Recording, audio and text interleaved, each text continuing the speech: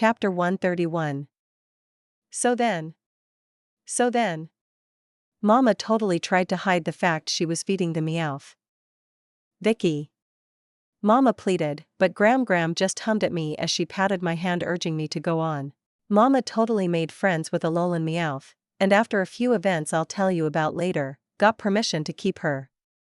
So that's the adventure Mama is trying to hide from you. Gra sighed, audibly as she shook her head. Such a disappointing daughter-in-law. She faked and Mama huffed. Meow's is adorable mother, you'll love her. Faye. Besides, that's nothing compared to what your son did. Mama offered, throwing Papa under the proverbial bus instantly, which had the reaction of Papa nearly jerking the wheel as he drove us all home from the airport. Oh? What? Nonsense. I did nothing weird on this trip. I was Dash. He totally had a Pokemon fall in love with him, and he brought it home too. Rockruff is a good dog, isn't he, Papa? I asked, and Papa sighed, slumping in the driver's seat, as Gram rose herself up. Not another dog. Faye. She complained and Papa just slumped. Which is when I started giggling. Now Vicky, don't be modest. Why don't you tell your grandmother about what you've been up to? Mama said pointedly, glaring at me as she turned around. And maybe stop causing trouble for your weary parents. Never. I proclaimed. Besides, Gram hasn't heard about cabbage yet. Cabbage? Mama and I found a leafy on Gram. An evolution. We even discovered where it can evolve. The kahuna was so impressed, and Cabbage basically adopted Mama, that she was allowed to keep her. What? Gram asked, a little startled. It's true. Mama confirmed, patting at one of the pokeballs on her waist. We had quite an adventure. I only got the one Pokemon. Papa added with a pout. I really wanted a Dash. Ninetales. I said, and Papa flinched a bit. No, you captured him. He totally went doggy mad for you. A week? I said, and Papa sent me a confused look in the rearview mirror, wondering what I meant. I give it a week before he's somehow hanging around you and living at home. It took about that long with Lucario. He ha. Papa let out a nervous laugh as Gram sent him a look. Stealing my favorite grandchild's Pokemon now? It's not theft. Papa offered, and I sniffled fakely. Papa seduces my Pokemon. Wah, said Vicky. Papa shrieked, and even Mama had made a noise and choked, starting to cough like she swallowed her own spit. He. I grinned as we pulled up to the house, not just because I'd been playing dumb about what seduce meant and leading Mama and Papa into circles when they didn't want to properly explain, but more because it was home. Snow was still covering parts of the land, but as we pulled up the sound of the car had brought out an army. Growlithe charged across the snow barking up a storm, and that caused the Milotic hanging out in the stream to perk their heads up to see what was going on, and then when they noticed me, I got a happy harmony of Milotic cries. And of course I was nearly attacked by the Growlithe as they circled around me. You idiots. I'm not an intruder. I yelled at them, but that only caused more trouble as they barked louder, circling me, until Papa stepped out, and whistled. Instantly the pack rushed over to him and sat at attention, leaving me cold and puppyless. Poke thief. I said just loud enough that everyone could hear me as I pouted and stomped away. I liked puppies too, you know? There was a rumble from the house, and soon the front door was pushed open as Arcani rushed outside, taking out anything and everything in his way as he rushed for Papa. I headed to the stream, to avoid all that, greeting the Milotic with happy hugs, and they paid me lots of attention unlike the trader pack. By the time I was finished greeting the flock, everyone else was inside, and I hurried in, really feeling that cold. The house was warm thankfully, and as I came in kicking off my boots, I found everyone in the living room. Mama had Cabbage flopped out over her lap, but I noticed she was looking around a little. Papa had Rockruff and was introducing him to the pack. The rock type was squirming and wiggling in Papa's arms as he wanted to go play with the other puppies, while Arcani was just half slumped onto Papa, tail flailing and tongue licking at his neck, trying to get more attention. And Gram, that didn't take long. I said, looking at Meows. The Alolan Meowth was purring up a storm in Gram's lap. Faye. Look at this little brat. No danger at all, just a pile of fluff. Gram said, although the whole time she hadn't stopped scritching and petting the cat. Totally believe you. Then she reached down and wrapped both hands around Meow's face, scrunching her up like a hamburger, which only made Meows purr all the louder. You are a total lump. Gram told the cat. The cat just purred. Yep. Gram loved her. I looked around and noticed Meowth, the old mangy alley cat glaring from the curtains, his new favorite place to hide from the pack. Mama was going to find something icky in her shoes or something at this rate. Welp. Not my problem. I shook my head at how fast my parents had come inside and grabbed the waiting Pokeballs. They had transported them to the Pokemon Center, and must have had them delivered. I guess that was the benefit of having your own home be your Pokemon reserve. My room door was open, which of course it was. I entered to find it wasn't empty. I was wondering where you were. I called out, as I instantly heard a tail start tapping a bit. Pillow had as usual avoided the excitement entirely and was on his back legs spread, obviously enjoying the warmth in the house. I had my own Pokemon to deal with, but honestly I was kinda tired. Yeah. I walked over and shimmied out of my jacket, which hadn't really done much for the cold, and slipped off everything, my poke belt hitting the bed as I flopped over beside it. Pillow squirmed a bit, wiggling himself around until he was facing me, still upside down, and gave me a welcome lick. Hello to you too, Pillow. You kept my bed warm? I asked him, reaching up and rubbing his belly, earning a happy wiggle. Yeah. I half rolled over until I was cuddled up beside him, the two of us sharing a pillow, and I just stared at the ceiling of my bedroom. Vacation was great, it was an amazing adventure, it was everything I wanted out of Alola and more. My Z-ring was brought up to stare at it. The Dragonium Z still front and center, but the others glittered, including the Mimikyu Z, which I still wanted to play with. Z moves. I was going to have to do a lot of showing that off to Professor Seras soon, but they still felt warm. No matter how far I had gone from Alola, a part of that island would carry on with me. I can't believe I was actually able to get a Z-ring. I whispered to myself, as I thought about the vacation. Sure, I had hope. The Kimonium Z had been a guiding light, but still. The Kahuna could have just refused. Instead they let this wild little Kanto girl take part. Eventually I sat up petting Pillow, and thanks for the warmth, and walked across my room. I slipped my Z-ring off, and settled it on a table, the same one where I left my badge case. The two items suited each other. Yeah. Signs of my adventures in two different regions now. Signs of the people putting their trust in me. Both were not just an acknowledgement but a responsibility. To be more than just a person that lives in the regions, but a protector and helper. The more you understand about this world, the more you are responsible for helping to protect it. Knowledge is power. I whispered to myself, stroking my Z-ring, and I had a lot of knowledge that I should share more of. But not tonight. I reached for my Pokeballs, releasing Riolu, as Lucario would no doubt be out and about soon, and she sent me a look before leaping over and crashing onto the bed, snuggling in with Pillow. I headed out of my room and ran to go flop on the couch next to Gram. Grinning as she smiled at me, and soon I was telling her all the stories of Alola. Probably shouldn't have mentioned the whole Drampa thing though. Almost got grounded. I'm back, Ack. I yelled out, throwing out all the Pokeballs I had, and just enjoying the chaos of seeing all my friends in one place again. Bliss. Blissey shouted from across the field as she jogged around, her cute little sweatband wrapped around her head as she was obviously doing her morning exercises. The fact that the grass was flattening around her as she moved told the horror story of just what she was doing. I waved at her, but was soon glomped on by my friends. Ku cuckoo. Mimikyu cried out as he snuggled into me as if I hadn't had him with me for so long while on the island. And others joined. Arcanine of course came running up, body shaking and paws tippy-tapping as she greeted me, excited for attention, while Dratini cried out from atop Milotic's head. My lazy boy gave off a trilling cry to me, but I just waved with a free hand. Our eyes met, and I knew he'd missed me, and I'd missed him.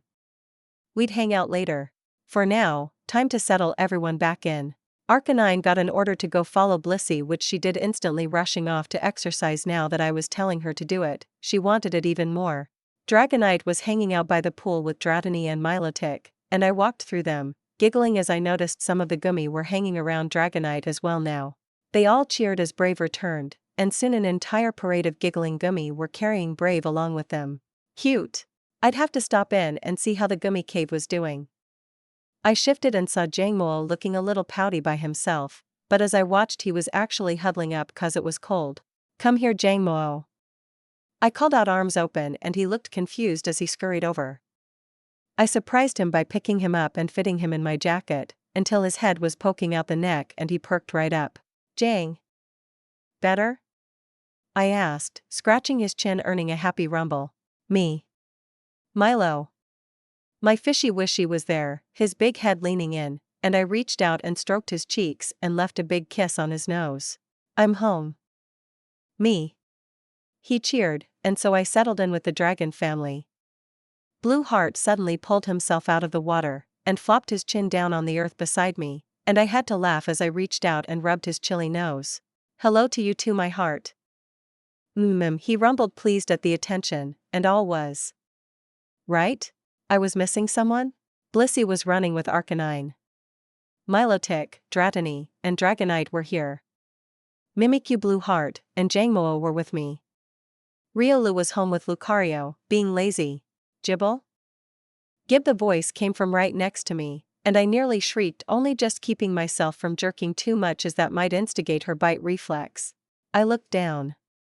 I was sitting cross-legged near the water so I could be close to Milotic and Blue Heart, and Jibble was poking her head out of the water. When did you slip into the stream? Gib. I see. I muttered, watching as she floated in the water, bouncing idly with the waves Blue Heart had picked up. She was swimming better, whether that was because the stream wasn't as rough as an open ocean, or something else, but she was doing a sort of doggy paddle. Wait. Jibble Gable. Are you cold? I asked, because Jangmo was cold, Dratini wasn't, but Dratini lived in water for most of their life in their natural ecosystem. Gib, she replied back, but I could hear the teeth chattering. Her little jaws were opening and closing slightly. Crap.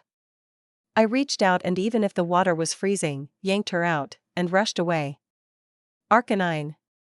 I yelled, still struggling with my little ball of teeth because she wanted to get back in the water. Once I had Blissey and Arcanine check over Jibble to make sure she was okay and properly warmed up, I returned her for now. She really wanted to get back in the water. I was gonna have to figure out something to do for her until it got warmer. It shouldn't be too long before we got into warmer weather, but still, with that surprise emergency taken care of, I breathed out and slumped on the porch. Busy morning? Grandpa Roy asked, as he walked over looking at my frazzled state. Nothing too unusual. Jibble decided she wanted to freeze to death. I said with a sigh. Oh, that one. Yeah, we had that problem when you sent her here. We had to keep her in her ball for the most part. I'll have to think of something. I decided it was no good to keep her locked away. She was developing well with all the interaction she had gotten in Alola. There is one other thing you haven't seen yet. Oh? Oh. The Vulpix. I said, slapping a hand into my head.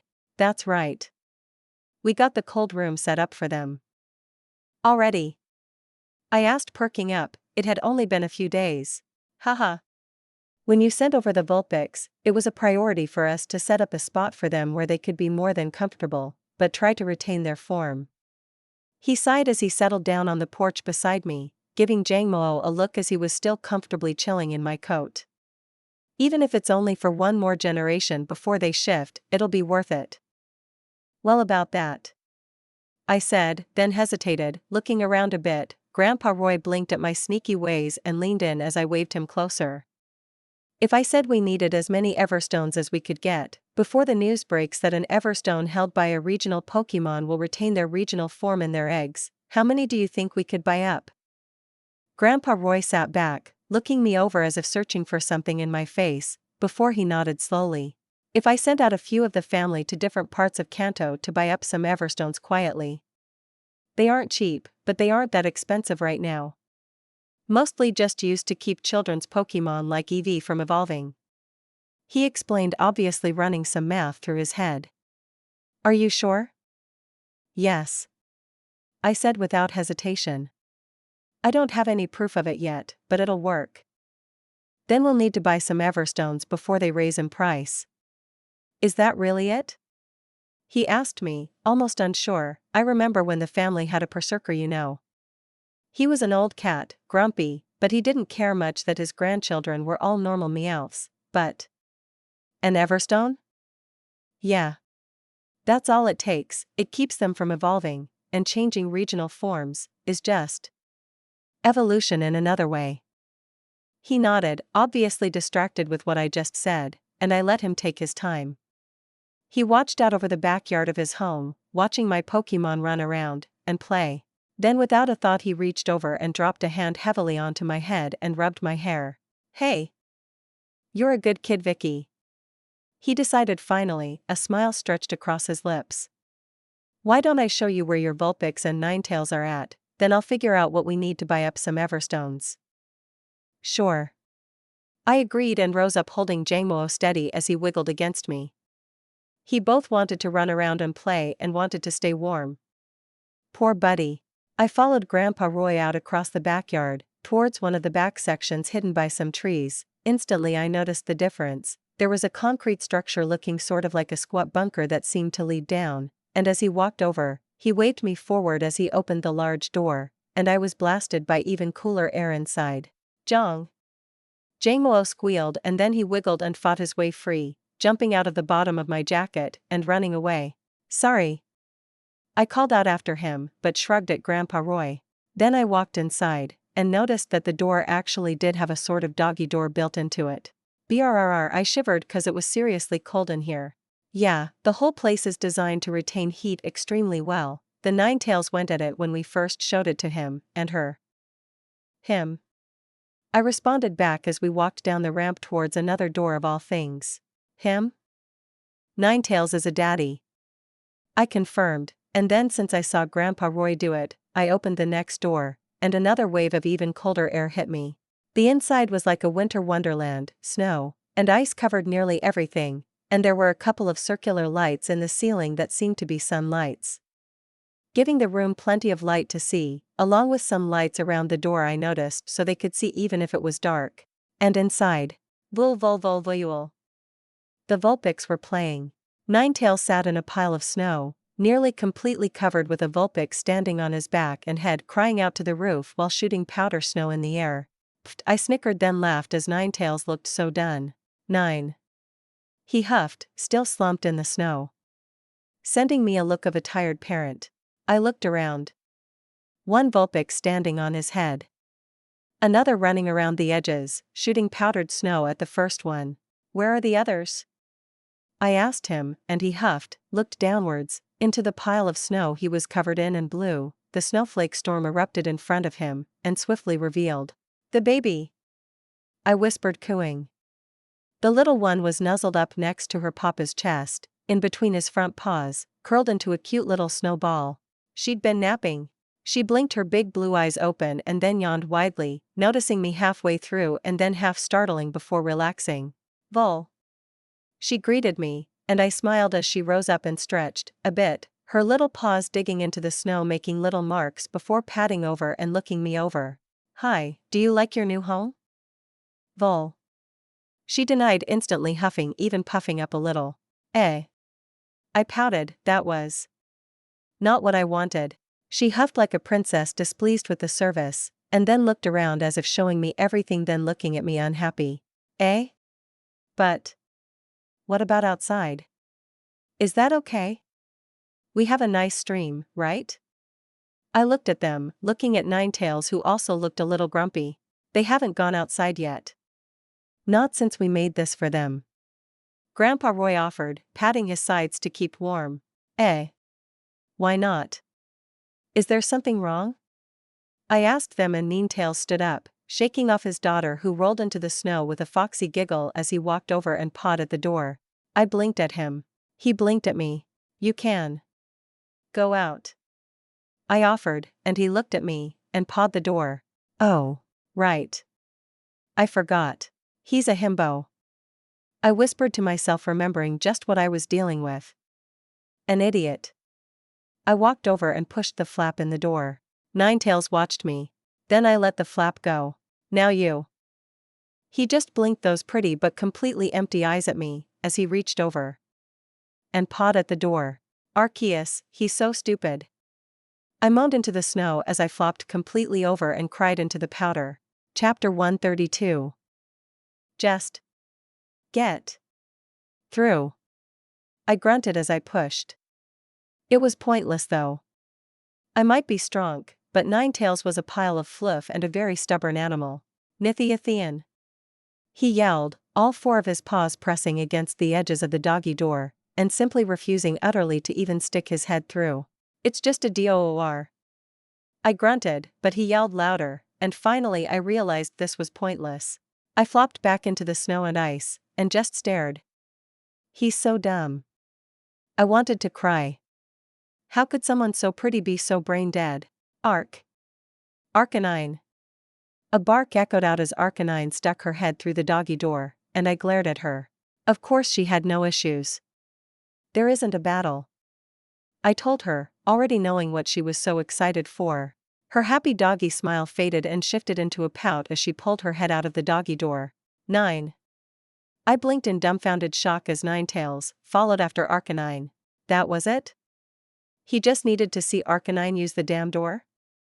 I sighed, steam coming out of my mouth as the temperature in here was seriously rough, and just glared at everything for a moment. This was stupid. Then I heard it. Nian. Nian. He started yowling from the other side of the door and he was scratching at the door. I got up on all fours and stuck my head through the door to see him yowling and whining about the door. You are so stupid, I whispered honestly, feeling tears coming out of my eyes. He hadn't even realized he just went through the doggy door, did he? He just followed Arcanine and got stuck in the airlock. So stupid.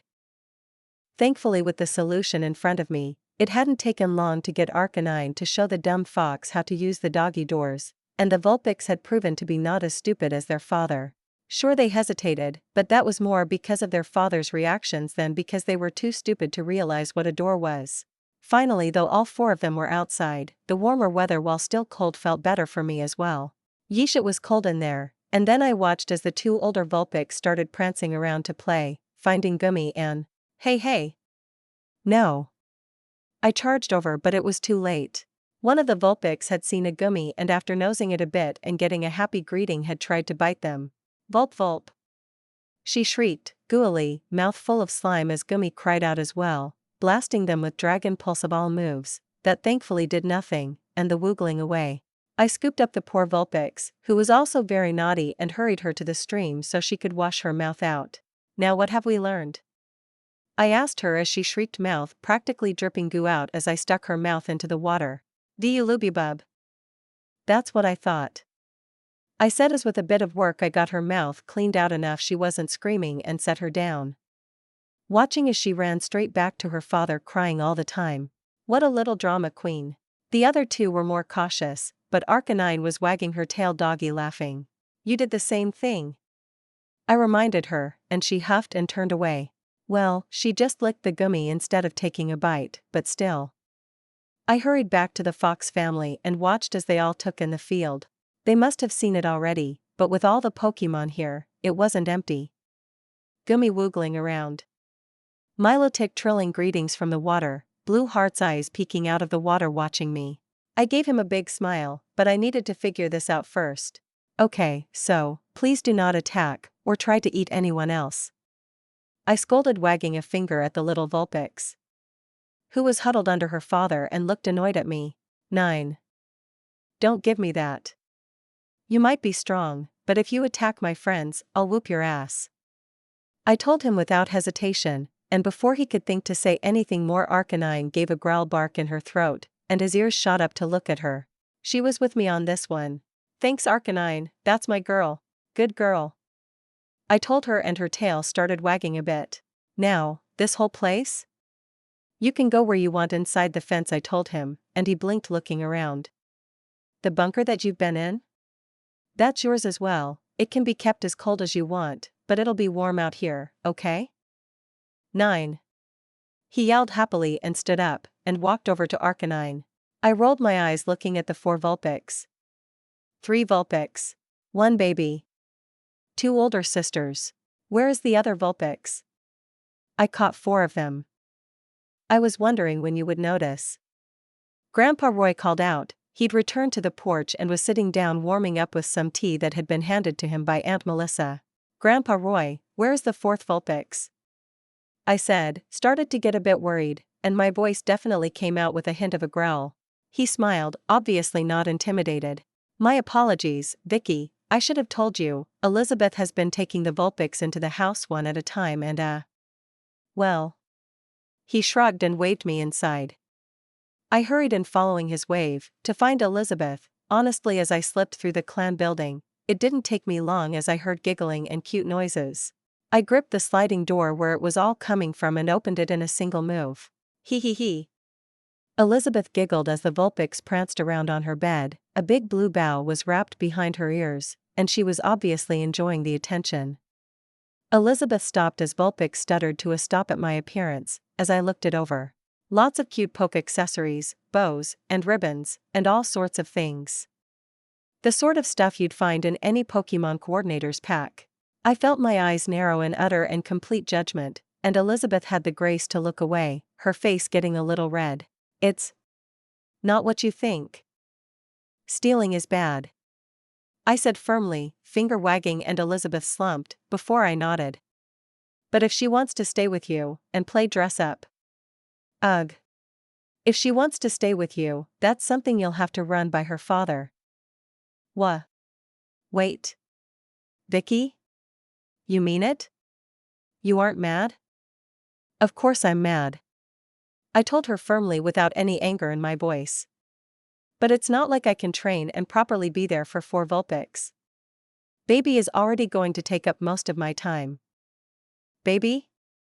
The smallest one. I had to rescue her, which is how I met the Ninetales and Vulpix in the first place. Elizabeth nodded, right alongside the Vulpix, both of them eerily in sync. I sighed. Talk to Ninetales, and see what he says, if Vulpix wants to let you train her. That's between you. You mean it? Elizabeth asked, and I sent her a look. She sounded more like a little girl getting a pony than the normally confident teenager. She looked a little abashed, but I noticed she had reached out and snuggled Vulpix in a hug unconsciously. Sure. You're going to have to help with the breeding program that's probably going to start up anyways. Might as well give you something for it. Yes. Hear that, princess? Elizabeth cooed, and Vulpix yelled happily at her, both of them nuzzling each other. Elizabeth was such a little sneak, already worming her way into the Vulpix's heart in just a single day. Rude. I nodded and headed out, before I say something a bit more testy than I really should. It was fine. It's not like I needed so many Vulpix, I just had wanted to cuddle a bunch of fluffy foxes for at least a while before we started getting them homes. Oh well, I sent Grandpa Roy a look as I walked past him out on the patio, and he looked embarrassed as well. He'd totally allowed it to happen.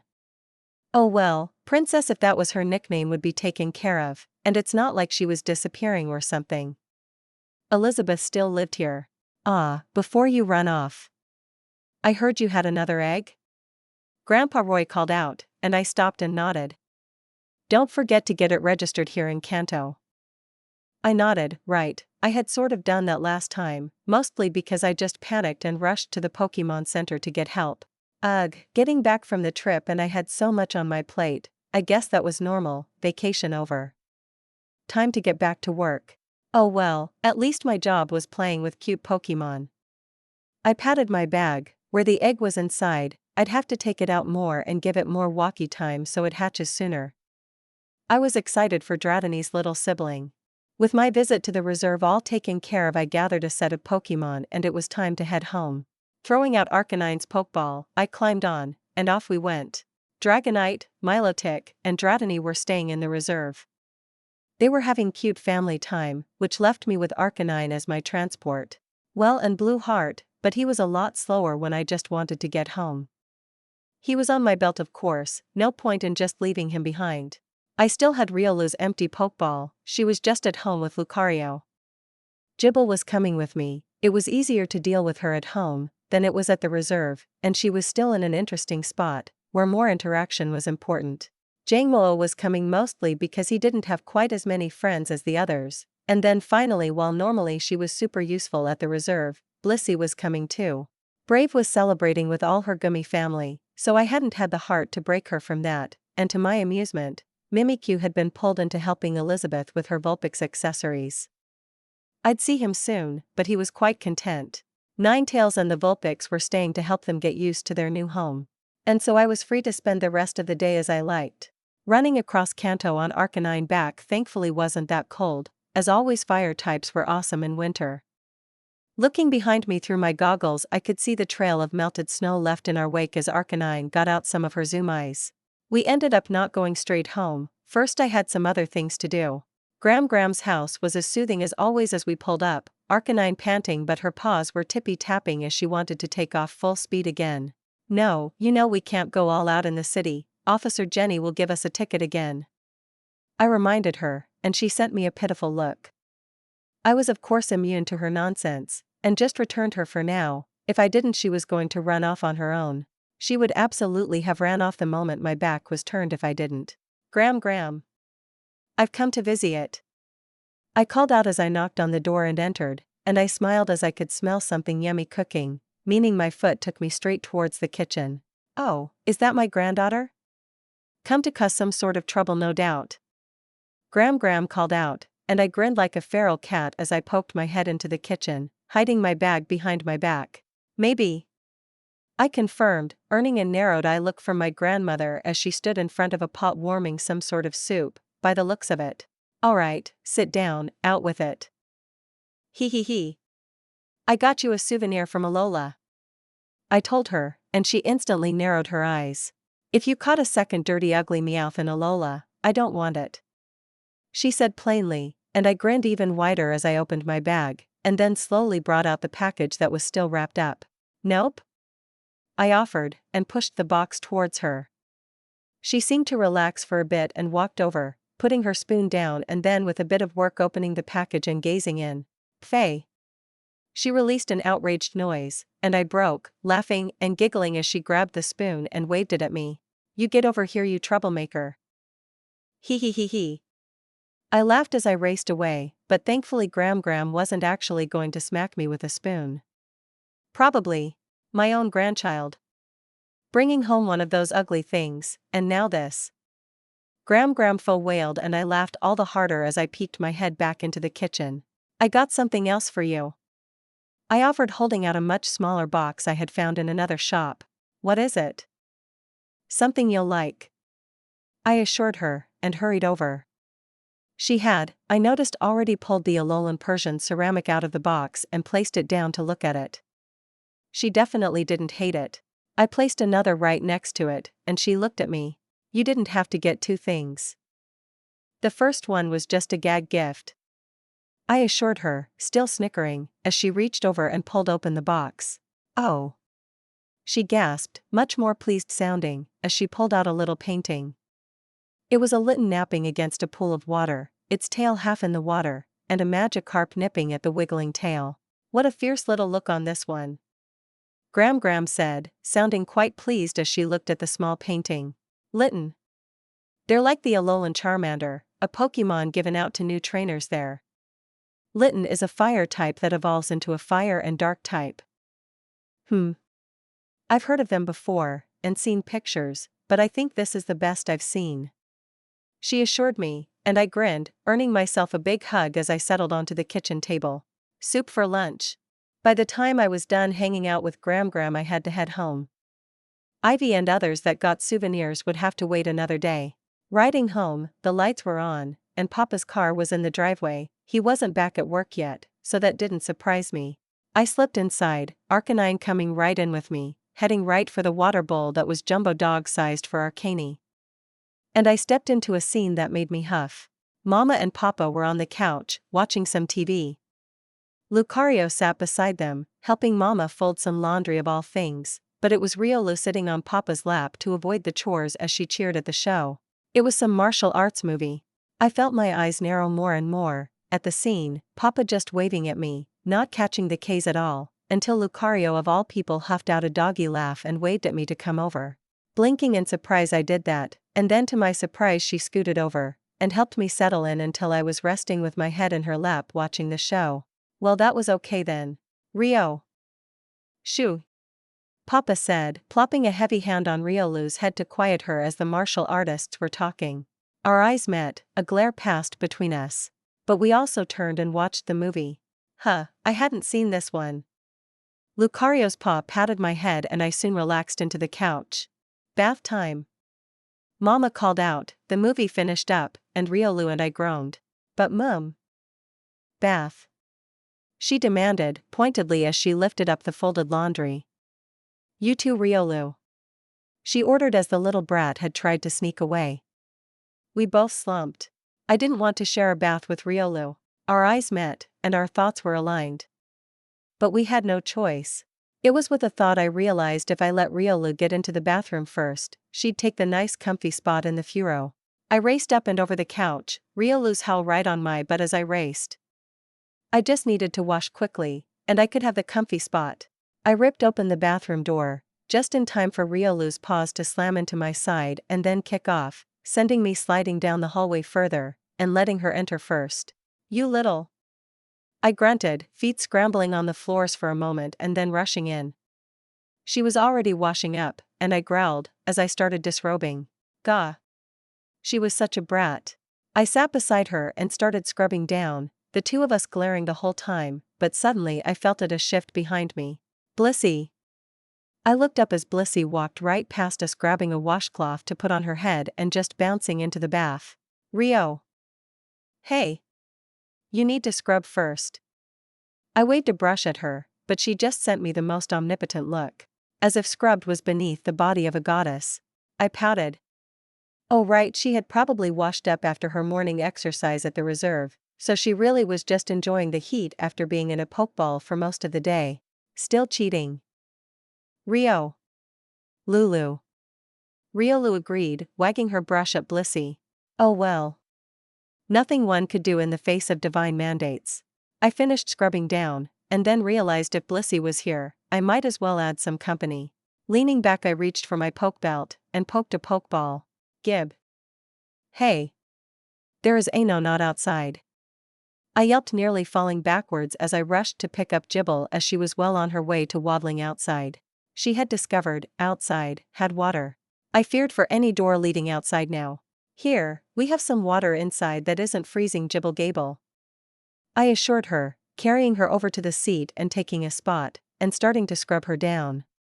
We had some Pokemon safe soap, but that was more for fur, and my bag was out in the living room, otherwise I'd get the scale cleaner, but just a scrub would be enough. Jibble seemed willing to let me work, as I splashed her with water, and rubbed her down, but she wasn't really enjoying it, I think. Maybe. It was really hard to tell with her. Her mouth half open, and nothing going on behind those eyes. But once I was satisfied, I lifted her up, and showed her the furrow, which was getting a bit tight with Riolu having already hopped in, and Blissey taking up a lot of space. I lifted Jibble up on the edge. See, Jibble. This is warm water, which is nice when it's cold outside. Isn't that much better than the river? I asked, as I splashed my hand a bit and Jibble instantly rocked forward, slipping out of my one-handed grip, and just cannonballing right in. She went under for a moment, before rising up, floating a bit wildly for a second before her feet caught the water and she seemed to gain control. Ah. Rio. Riolulu. The brat grumbled, as Jibble nearly swam into her, reaching out and shifting the shark to the small part of the bath still open. I watched on for a moment, just enjoying how much Jibble was enjoying the water, but I needed to get in too. Slipping in meant there was no longer any room in the bath, and I lifted up Jibble to settle her mostly in my lap as I wiggled into my spot. Not the most comfortable soak I've ever had, I admitted. And Blissey tittered, and Riolu huffed, glaring at me, like this was my fault. It's not my fault. Okay, I mean you're all my Pokemon, so you being here is my fault, but dash. Lou. That doesn't count. I argued back as Riolu pointed at me. Then we all heard it. Bark, bark, bark. Oh no. No. No. Bad dog. I yelled as the door was opened by squirming puppies that were too smart for their own good, and a horde of Growlithe charged in. If we didn't put the cover on the furrow, I don't know if the pups would ever get out of. Not the time. No. I demanded, but a moment later I was knocked back by a fur missile, and then the bath got even tighter, as dogs wiggled and stepped and squirmed in to try and get in the water. Blissey was grumbling a bit, Riolu was about to throw hands, but Jibble was the one that reacted first. Yeep. No, no, no. No bite. I called out, trying to pry Jibble's mouth off the butt of a Growlithe that had been sitting on her. What a mess. I was laughing pretty hard though. Chapter 133. Riding Arcanine through Viridian left me feeling just a little off. It had only been a short vacation, but so much had changed. And yet nothing at all. Viridian was exactly how I remember it. I shook off the melancholy, and focused as Arcanine slowed to a light bouncy jog as we turned up a certain driveway. The long trail up to the house and the many greenhouses connected to it, as always had me smiling as I pulled up and slipped off and then up to the door knocking quickly. I waited for a few moments and the door opened, but it wasn't a person. Ivy. Sore? Hi Ivysaur. Is Ivy home? I asked, and got a positive response as she turned and called out. Sour. Even I flinched a bit at the noise, then laughed as there were a bunch of other Bulbasaur and Ivysaur throughout the house taking up the call. I'm coming. A voice came distantly. Ah, they must have been in the greenhouses, fairly normal for this family. And there came the blue hair of Ivy's mother. Oh. Is that Vicky? Look at that tan. Hee hee. The beaches were to die for, and the Alolan sun is no joke. No sunburns, I hope? Nope. We all wore lots of sunscreen. I assured her, and she smiled at me. Come in, Ivy is working with her team in the greenhouses, she'd love to see you. Thank you. I returned Arcanine because she was about to start sticking her nose into the many flower planters all over the house, and I'm fairly certain those were Oddish sleeping through winter. Heading inside, I raced through the familiar house and out the screen doors into the back, which was built into a greenhouse. There were actually about a dozen of them, all connected through either underground tunnels, or just pseudo-airlocks to keep different grass types at different temperatures and comforts through winter. It was a really nice place, and once inside, I was able to shed my jacket and just tie it around my waist. Bulb. Hi Bulbasaur. I greeted one of the family Pokemon. I think this was Ivy's cousin's partner, she hadn't done much battling so Bulbasaur was still a little cutie. I stopped to scratch his chin, earning a happy dopey smile from him. Is Ivy this way? I asked, pointing, and he nodded, pointing with his vine whip. I continued on once I got a proper chin scritch in. Heading through a half-underground passage with some glass over my head and into another section of the greenhouses I saw her. Ivy was sitting, her team around her and I started laughing because she looked a total mess and there was one Pokemon responsible. Vicky. I see Sewaddle evolved. I greeted, still laughing, and then my laughter turned into a smile as Phantom floated over, little arms open for a hug. I grabbed him as he reached me and spun around a little, earning happy little quiet giggles from the ghost as I settled him on my hip and reached the final few steps. Ivy was completely covered in leaves, a full-on leaf cloak was covering her entire body and Swadloon was sitting on her head equally coated. Did he make you a leaf cloak so you could evolve too? I asked, and she glared at me. He's being very obstinate that I need to be covered. And he's even more grumpy now. She replied with a huff as Swadloon glared out from his leaves. His mouth tilted into a little frown. I waved at him, and he looked me over, but other than his eyes narrowing a bit, he just remained sitting on Ivy. Venusaur. Hi to you too. I greeted Ivy's Venusaur with a wave as I took a seat across from her. You're tanned. Beaches. Lots of beaches. The sun is crazy in Alola. I told her, and she nodded before looking me over for a moment. No doubt checking all the changes. I was doing the same. More leaves, and they were almost all autumn themed. I smiled, and Ivy's eyes narrowed. What are you thinking? That you're very colorful. Ugh. She groaned, her head tilting forward, but Swadloon still stuck to her head. I just giggled. He's even worse now that he evolved. She admitted but shook it off. Welcome back. Tell me everything. Okay. But first, I have something for you. I said, reaching into my pack and pulling out the little package. Handing it over and grinning as Ivy took it carefully, adjusting C. Who I saw had been sleeping in her lap. She took it and quickly opened it, and... Wait. Vicky. Say hello to Lurantis. Fomantis's evolved form. I told her, and grinned as she stared at the resting Lurantis in the little diorama with big wide eyes, gasping in delight at how lifelike it looked. That's what they look like. Are you sure they aren't bug types? Absolutely. Grass only. They just pretend to be bug types. Pretty, aren't they? Yes. She gushed, looking at it this way and that, then she looked over. Fofo. Come look.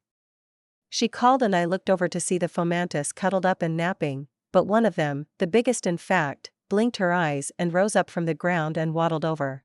Fo? Look, it's a Lurantis, this is what you'll evolve into. Ivy offered, showing the diorama, and Fomantis leaned in to look at it interested. I watched as Ivy and Fomantis had their cute little bonding moment over how cute a Lurantis was. Then finally Ivy settled in with Fomantis and C. In her lap as they started napping, and she turned to me with narrowed eyes. Okay, so how many new Pokemon did you get? What? Come on Vicky, I know you. Did you capture some crazy rare Pokemon that no one has ever heard of? Or a dozen of them? No. I said, then went silent. Did cabbage count? Aha. Well. I didn't, but Mama did capture a grass type. I trailed off and then waited for Ivy to look interested. We found out how to evolve an Eevee into a Leafeon. Mama has Leafeon at home. What? Cabbage is cute, but a lazy leaf. She's cute dash. Vicky. She roared, rising up, adjusting to carry her friends in her lap to not send them flying. You. I want to see it right now. She demanded, and I just laughed as I reached out and took C. And Fomantis from her, so she could return her team, and then she dragged me out yelling at her mom she was leaving. Ivy Vinewood. I hate you sometimes. Ivy grumbled as she pet the sleepy Leafeon who was totally happy to just lay on her back in the window. What did I do? Vicky asked, trying to pull off an innocent look, but Ivy wasn't having it. Vicky might be an idiot, but she always seemed to know what she was doing. So I can't get a Leafeon unless I go to Alola? Maybe, we need to see if we can find a moss stone here in Kanto, but I honestly don't even have a clue where to start. There haven't been any Leafeon in Kanto ever. So. She shrugged. Ugh. Ivy just shook her head, looking over the grass type more carefully. What do you feed her? Well. Nothing, technically. Vicky offered, and Ivy shot her the most scathing look she could. Hey. Leafeon photosynthesize. Photosynthesize? What dash? Photosynthesize Vicky. Right, that. So she doesn't like to eat. Mama said she was going to try some snacks to see if something would interest her. Well, she needs to eat more. Ivy said firmly, the slight wilt to some of the leaves, and just the way the grass type's coat looked. She's probably hungry. Ah yeah, the Alolan sun is a lot stronger, so. I wonder. Vicky went silent, reaching up and nibbling at her thumb, something she did when she got one of those ideas in her head. Do I want to know? Well, Growlithe can learn Sunny Day. I wonder if we can't just set up a rotation for like an hour a day to get cabbage lots of sunlight. That, Ivy stopped herself from saying it was stupid, because. Ugh. It might work. She had to admit. Stupid Vicky. Stupid pack of fire types. Getting the grass types at home enough sunlight was such a pain. Cool. I'll talk to Mama and Papa about it. But cabbage is a bit of a lazy lump, so I think she'll be okay for a bit. Yeah. Ivy agreed, watching the pretty little Pokemon continue to snore in the sun, belly up, and a nice little smile on her face. She really was cute. How much was an EV again? And a plane ticket? No way she had the money to afford either with her allowance. Maybe if she started battling again? She could probably beat some guys up to try and save up? Anyways, so Mama and I found Cabbage and Meows. Meows is over there. Vicky pointed at a very strange-looking Meowth that was hiding inside Vicky's conference victory trophy. She looked like she was sitting back in it like it was a bath almost. Is she? Oh, Meows tried to get Meowth's curtain top fort, but he was not having it. She got her tail beat a bit, and instead chose that spot. Poor Meowth didn't realize that the trophy puts Meows closer to where people walk, so Mama often passes her and gives her pets and stuff. Vicky mentioned, pointing towards the old vicious Meowth that Ivy had long ago learned to avoid. Huh. Yeah, and Papa got rocker crap, shouldn't have said his name. Vicky managed to get out before barking from the house as a new dog came rushing into the living room, nails scraping at the floor as he wildly threw himself at Vicky. Ruff, ruff, ruff. He barked as he squirmed and wiggled in Vicky's grip as she tried to keep him back. Ow, yes, hello, ow. I didn't call you, ow. I don't have ow ow. Vicky whined a bit as the rock-like scruff of the dog Pokemon rubbed against her. He's cute, but ow. Rough. She added. Ivy had picked that up. Slowly Vicky managed to get him off and back to running into the house. He's got a new dog bed near Arcanie's. He tried to sleep in Arcanie's bed. Once. Vicky added with a dark tilt. What happened? He learned that Arcanie outweighs him by like 30 times, and the big dog sits where he likes. Heh. Ivy broke out into chuckles at the image Vicky had conjured. Anyways, that's mostly it. There is Ninetales, and the Vulpix dash. What? Ivy screeched, reaching up and grabbing Vicky around the collar. What do you mean Ninetales and Vulpix? Well, we found some, and after a series of events. Vicky. Well, I captured them. I think Ninetales is going to end up with Papa though. Vicky. I want to see cute foxes. They're at the reserve, and besides, it's cold. It's winter. No, I mean, they're cold. Ice types. So we made a cold den for them. What? Vulpix are fire types. Not Alolan ones. Ice, well, and Ninetales is ice/fairy. They're very cold. Beautiful though. I hate you. Ivy whispered her friend had found super duper rare Pokemon. Again. What did I do? Nothing. So Alola was good for you, only one new Pokemon?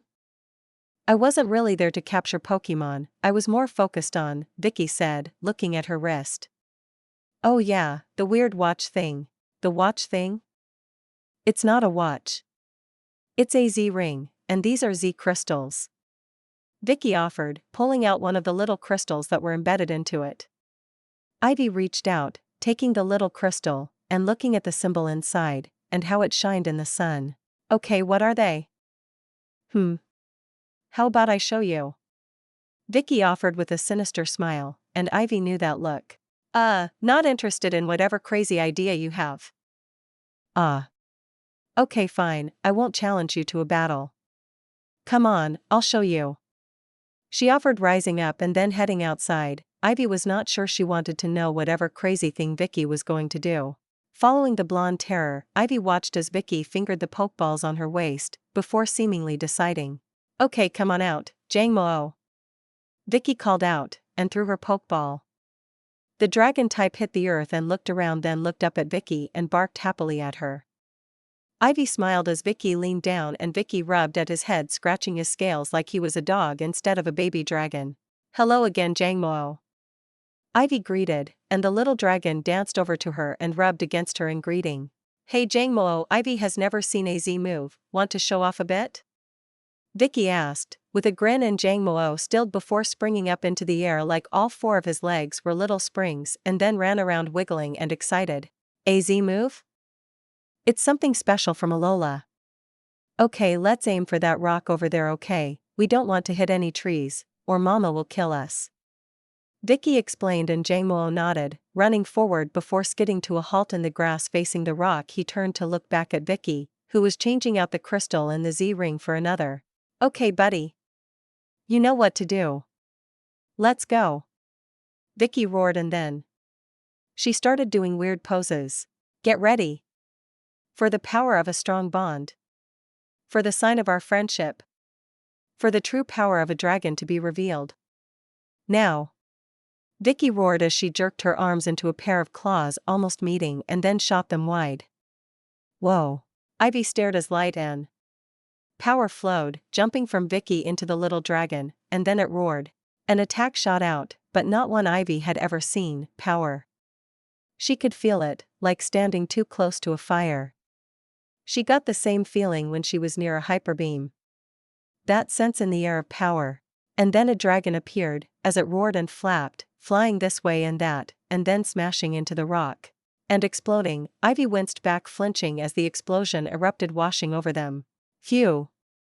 That takes a lot out of me still. Vicky called out a moment later, and bent over for a moment, catching her breath. What? What was that? Z moves. A connection between Pokemon and trainer, a bond that makes a move even stronger. Vicky explained. Badly. Okay, great. What is a Z move? Ivy yelled, reaching out to throttle her friend that was always like this. Hee hee hee hee. Don't laugh. That was massive. Yeah, but it can be stronger. Z moves draw their strength from the Pokemon's move, and the trainer. So if a Pokemon has a more powerful move and uses the Z move through it? I kinda need to see what Draco Meteor and Dragonite can do at some point. What does that even mean? Ivy yelled before reaching up and just running a hand across her face. That was incredible. What? How do you get these Z move things? Oh, you have to be an Alolan. Their gym challenge is called the Island Challenge, and it's all about growing connected to Alola, and if you do that, you get the Z-ring, and the crystals, from Pokemon or the Kahuna, sort of like badges from a gym. But normally only Alolans are allowed. But you were. I had a Z crystal already. Jangmo's grandpa gave it to me when we were in Kitakami. It's one of the reasons I wanted to vacation there. Staring at her friend for a long while, Ivy just threw her hands up in the air. I don't know what that means. It means, I'm an Alolan citizen. The Kahunas said I can go back whenever I want. Awesome, right? Yeah, that sounds amazing. Ivy admitted, then just shook her head. I'm surprised the Pokemon League even let you take that Z-ring thing though. It seems powerful and dangerous. What did they say about it? Say about what? It's not like I've told anyone. Vicky said, and Ivy stilled and just sighed into the sky. Whatever, this wasn't her problem but Vicky's. I want to pet the Leafeon again. Okay. Come on, let's go play with Cabbage. Good.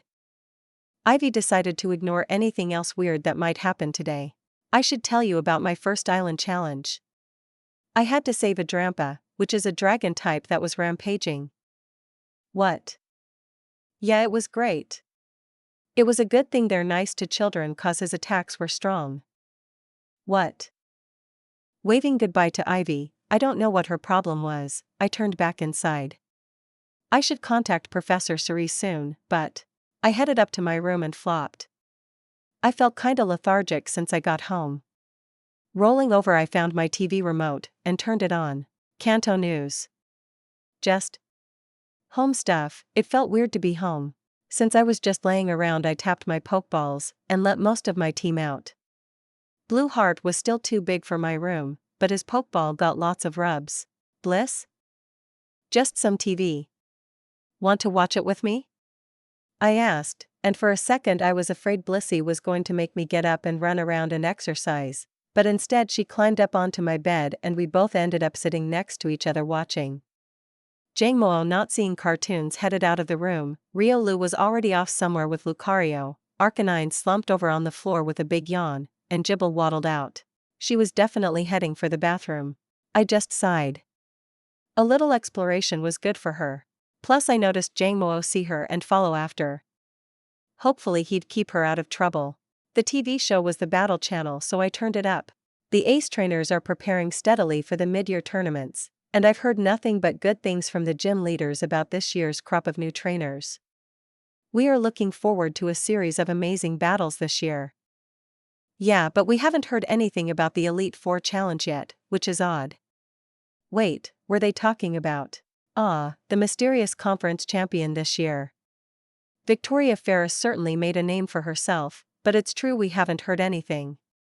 I'll be honest, I hope it wasn't just a one and done. I wanted to see how the Elite Four handled a second-year trainer already reaching them. Well, she does have a full year to make her challenges, and a smart trainer doesn't think that the conference is going to be anything like the Elite Four. Any member of our Elite Four could have done a similar clean sweep of the tournament. Another of the anchors sitting around a table said, "Sure, but none of them did it at 10. I think that alone speaks to something. Everyone I've spoken to about it is holding their breath to see what happens. I think everyone is interested to see just how far our conference winner can go. Plus I've heard from an inside source that our very own champion Lance has been training more than usual." Oh, come on. Another cut in. Lance isn't worried about a 10-year-old no matter how strong. The man is a monster. I'll give Victoria the credit she is due, but she still has some weak points. Well, I think if Victoria raised her Pokemon to such strength in a year, that she's gonna be ready even for Lance if she trains more. I think Johto should be prepared for a new champion. Oh, not this again. The argument grew a bit heated, but never truly rude as I watched on, feeling weird. They were talking about me on TV. Me. My stomach is whirly. I admitted to Blissey and she reached down to pat her own and looked at me. She nodded. Her too, huh? We stared at the TV for a while longer before I started to feel a little bad. While I'd done some training in Alola, I hadn't really been preparing to fight Lance. I'll admit, most of my motivation to beat his face in had faded over the months. Lance was cool. He squished Gummy and everything, but a lot of people wanted me to battle him. Even if we don't win, I still want to battle him, you know? Blissey? Blissey Bliss. Yeah. We'll have to start training hard again soon, I said, and Blissey sent me a wide smile. Oh right, training maniac. Then I heard some splashing.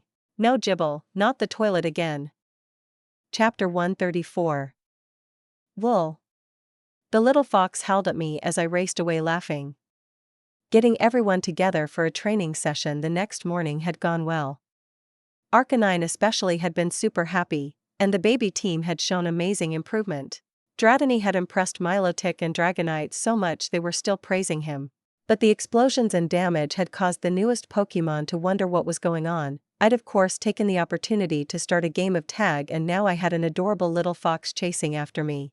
Of course it was actually training. Endurance was important especially for a little thing like her. That didn't mean I wasn't laughing up a storm at her outraged noises. Got your nose?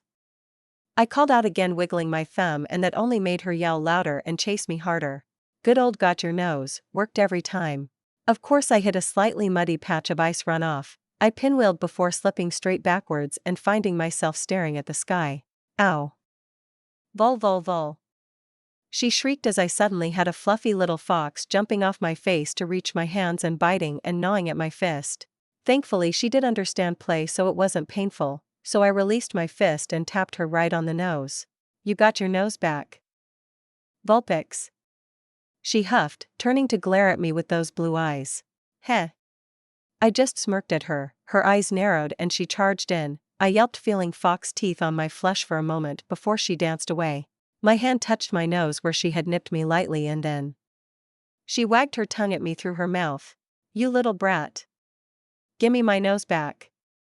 I roared and charged as she yelped and ran away, giving fox laughs the whole time. I of course could have caught her easily. She was still very small, and fairly weak, but watching her bounce through the melting ice, look behind her and see me still on her tail and give a cute little yelp before bouncing some more didn't really get old. We chased each other around for a while until she started huffing and nearly wheezing as she ran, so I scooped her up laying her back against my chest like I did with Jangmo, and she still for a few moments, still breathing harshly, before slowly relaxing as I walked her around the stable. Together we checked on my team. Thankfully everyone was doing well. I walked along with my friends until I felt a familiar friend land on my shoulder. Kuu. He greeted me, as he wrapped around my head in a hug. Hey Mimikyu, what's up buddy? I asked, and he shifted around before pulling out a cute little blue ribbon. I tilted my head a bit confused, why he wanted to show off a ribbon, before in a quick burst of speed he attacked Vulpix, earning a confused yowl and the shaking of his costume, and then, she had a little ribbon around her hair fluff. She blinked looking this way and that trying to see. I just laughed and brought the curious Vulpix to the river so she could see. Bull! She cried out, wiggling happily at the ribbon. Aren't you a sweetie? I whispered to Mimikyu, who perked up quite happily at my words. Victoria! Phone call! Elizabeth called out from the porch. Jogging over wondering who was calling me, Elizabeth told me as she walked with me back to the house phone. Professor Seras. Huh. Hello Professor. I said as I took the phone from where it was resting, wiggling a bit to handle 2 Pokemon and a telephone. I noticed Elizabeth was waving her fingers at Vulpix, who was wiggling back. Ah, Vicky. I'm glad I caught you. Your mother gave me permission to call here. I've been, well, quite swamped with requests. Your mother's Leafeon has poor Pinery in quite a state. She agreed to meet at the evolution lab for testing, but I already know everyone is going to want to ask you about the Moss Rock discovery. Oh right, yeah. I meant to come see you, but I just got back, and I'm still settling things.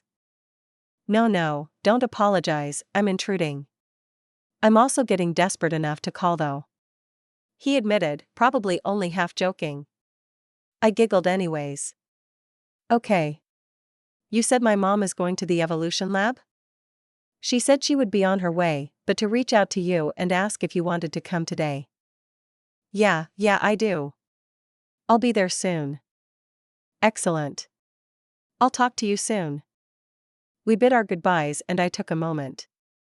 I'd meant to go to Seras soon, I still needed to talk to him about the Z-ring and stuff. You going to run? Elizabeth asked me, and I nodded. Yeah, Professor Seras is asking me and Mama to show up to talk about Leafeon. I heard about that. You'll have to bring her around sometime. A new evolution. It's exciting. Yeah, I think so too. Okay, now time to get my team together to see the professor. Dragonite for flight, and I'll take Milotic and Dratini. I looked at Mimikyu and grinned, and I looked down. Vol? Want to see more of the world? Vol? Pix. That's a yes, huh? Okay, come on. I ran off, time to switch everyone out. Considering I was taking my entire Dragonite family, I also pulled the incubator out from my bag and strapped it onto my chest. Gotta get those steps in so it will hatch soon. Riding Dragonite out of Fuchsia, I shivered a bit at how chilly the air was, but soon we were landing in Vermilion City. Before Dragonite had even fully settled down, a screaming woman charged me. There you are. Oh, hello Pinery. I greeted the researcher who was looking frazzled. Where is she? Who? The Leafeon. Oh, she's with my mom, I have no idea where she is. Professor Seras. Ah, hi. Pinery just fell to her knees and screamed for a minute before seemingly getting a hold of herself, rising up, trying to act dignified as she adjusted her lab coat and hair before looking at me again. Hello Victoria, did you have a nice trip to Alola? Oh, yeah? That's good. I apologize, I've been under a lot of stress recently. If your mother is on her way, why don't we head inside to warm up? She offered and I just nodded, sliding the rest of the way off Dragonite, who was sending me a look like, are you sure this crazy human isn't crazy? All I could really do is shrug. Hell if I know what is going on. Professor Seras is here already, he's setting up with his assistants. She explained, and I followed her inside, Dragonite returning to her ball as we entered. Magnemite. A call came out, and I looked up and waved. Hi Magnemite. Mag, it called back as it floated above me and seemed to be carrying a small from the second floor down. Thanks, buddy. Hey Vicky, good to see you again. You certainly ran into discovery after discovery over in Alola, huh? I glanced over and waved at Ren, Professor Ceres's research assistant. As usual, the man looked funny in his white lab coat, with the rest of his clothes being very casual style. Yep. Alola was crazy. Crazy awesome. Heh, I want to go someday. I always wanted to try out surfing, you know? He said, faking like he was on a surfboard for a second. Oh, surfing is super fun, definitely give it a try. Hi Krysa. I greeted the other assistant as she came out of the room Ren had just come from. Oh, you're here, excellent. Hi Vicky, come in, we are almost set up. I shrugged and did just that and saw what was going on. That's a Pokemon scanner, right? That's right. Professor Seras called from under a computer of some sort as he slowly worked his way free to sit up. The Evolution Lab has one of the best energy scanners in Kanto, but with the data from the Moss Rock that Professor Kukui was kind enough to send over. Thanks to you. I grinned and rubbed the back of my head at the smile and wink he sent me. While the entire scanning system needed to be adjusted, we are hoping to get more data from our scans. The Alolans have good tech, but even the Ether Foundation aren't quite as advanced as our scanning tech.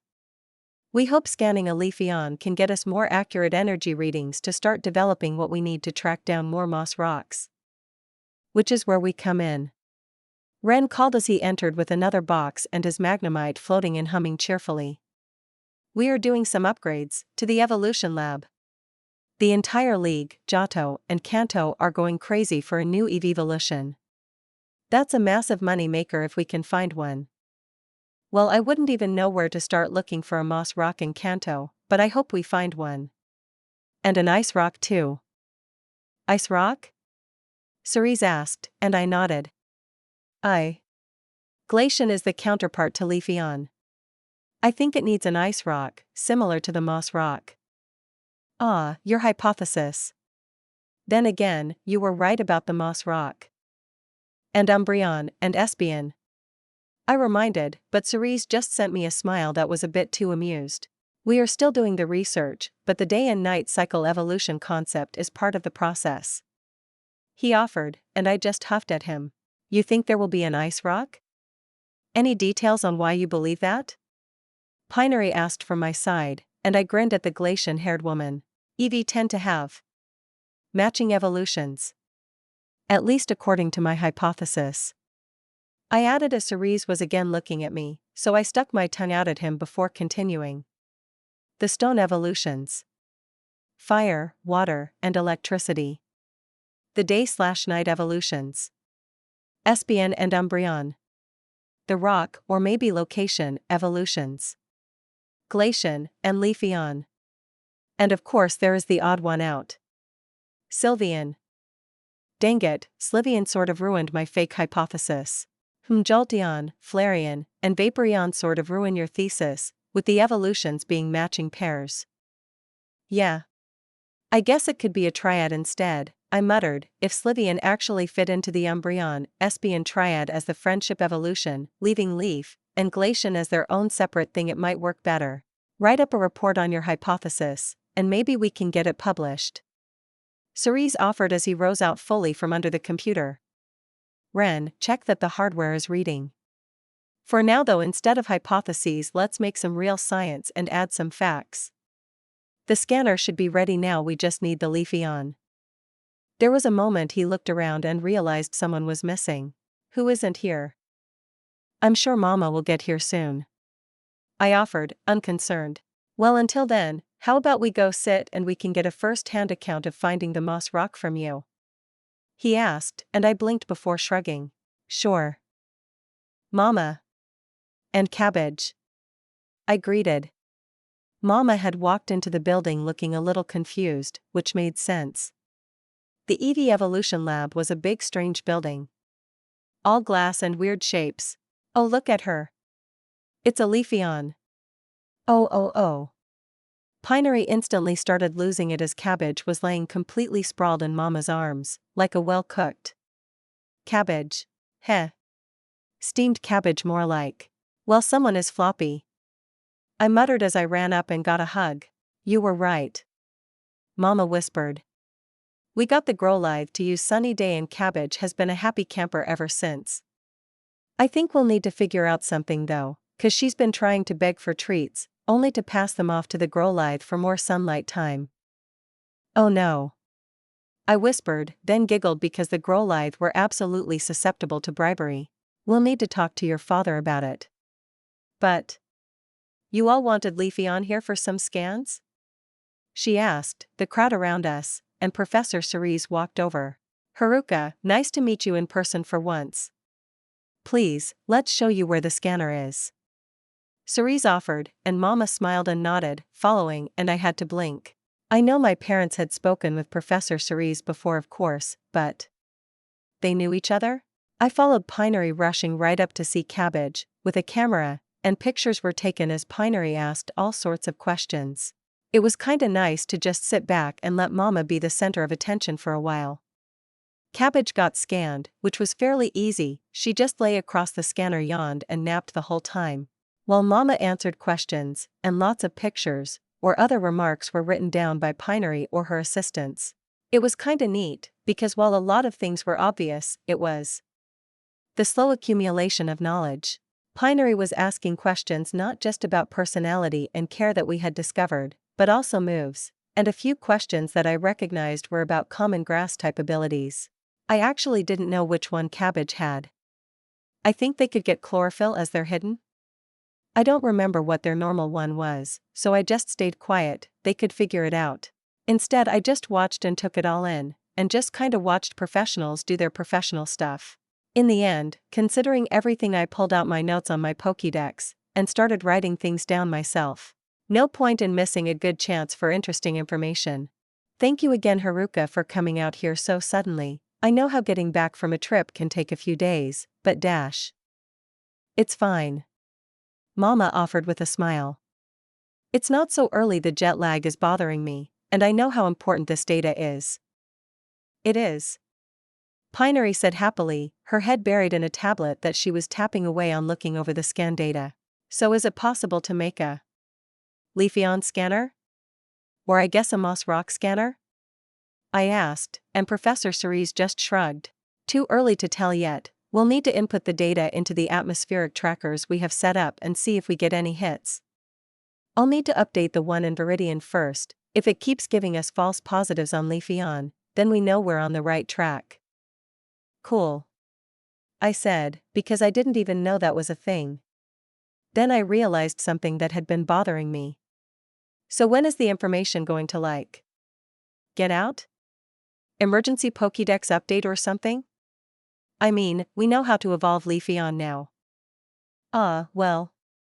Considering the only source is Alola right now? They will probably keep it rather low-key for now until we find some method to evolve them in Kanto. Otherwise it'll come out in the next update, which is? Cerise asked, stalling out as if trying to remember. Later this year. I said, the only reason I remember is because the Milotic update will be coming out then. Oh, that's right. He muttered, seemingly a bit lost for a second, before shaking it off. Anyways, so that's when it will go out. Seems kinda weird not to just push it early. It's just how the Pokédex update system is. He explained with a shrug. I just huffed. For years between updates, and something like this popping up without even really telling the public. How were little kids with an EV supposed to decide how to evolve it if they didn't even know? Why don't we just tell everyone? I asked him, and he blinked behind his glasses, looking at me confused. What do you mean? Well, you're a well-known professor, you could just send out an update to the news and stuff, right? I see what you mean. Yes, and no.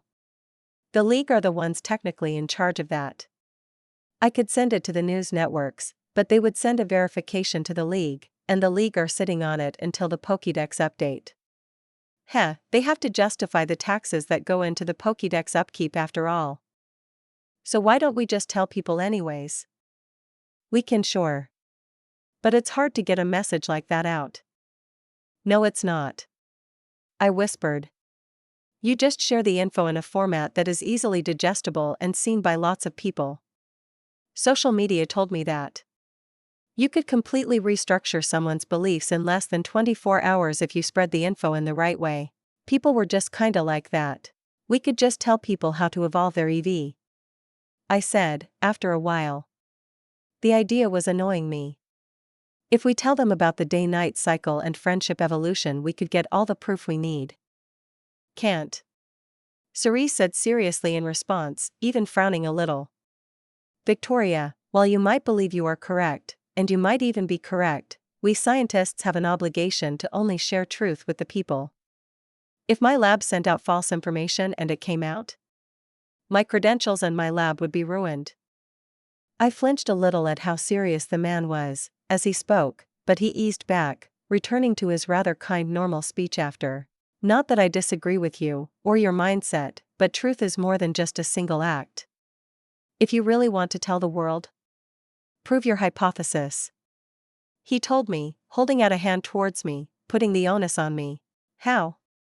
I asked, because I just knew already. I just wanted to tell people. While you are young, a study is the most common way. You know the scientific method, we talked about that already. Go find the answers. Interviews, tests, anything you can think of. Yep. Ren said as he was sitting beside us just listening. Chrysa and Pinery were both with Mama across the room gushing over Cabbage, who barely seemed to notice. Lazy V that she was. I joined the lab full-time in exchange for a research grant, you know? Ren added, and I blinked. A grant? Why would I need a grant? Information is expensive. Professor Seras said with a sigh. Any big discovery tends to become a family secret, and those cost money. Plus research costs money. You need someone to gather data, to work it, computers to store it, and all the supplies in between to complete the study itself. I frowned, thinking it all over. A research study, huh? Sounded fucking terrible. Why couldn't I just tell everyone what to do? Tell me about what I would need for a study. Please? I asked sweetly, and both men looked at me with a curious look. If I had to make a study in order to get Pokemon knowledge out there, then that's what I would do. I didn't need a grant. I already had money, I'd just have to figure out what I could do with the money I already have. Or I guess, how to make money from it. Ugh, I get it now, Professor Oak. You had champion-level trainer money, so starting studies and getting evidence was as easy as just paying out of pocket until you were the foremost expert. I had money too, but was it enough? A lot of my money was already invested in Milotic stocks. Heh. Milotic stonks. I listened as the men spoke for a while, taking in what they taught me about how studies worked, and how to gather data, and how to make sure the data had actual value. So finally I had to ask, how do you make money then, Professor Seras? If just getting confirmation on topics isn't something you can make money off of? He'd just told me that for all the work he did in Galar, none of it directly made him any money. Well, reputation is worth a lot. Because of my Galar trip I had a sterling reputation, and was able to get research grants. Some of the data is worth something to certain companies. Sylph Company was very interested in foreign Pokemon data and scans. While we weren't allowed to purchase a lot of things in Galar, I did receive Yamper.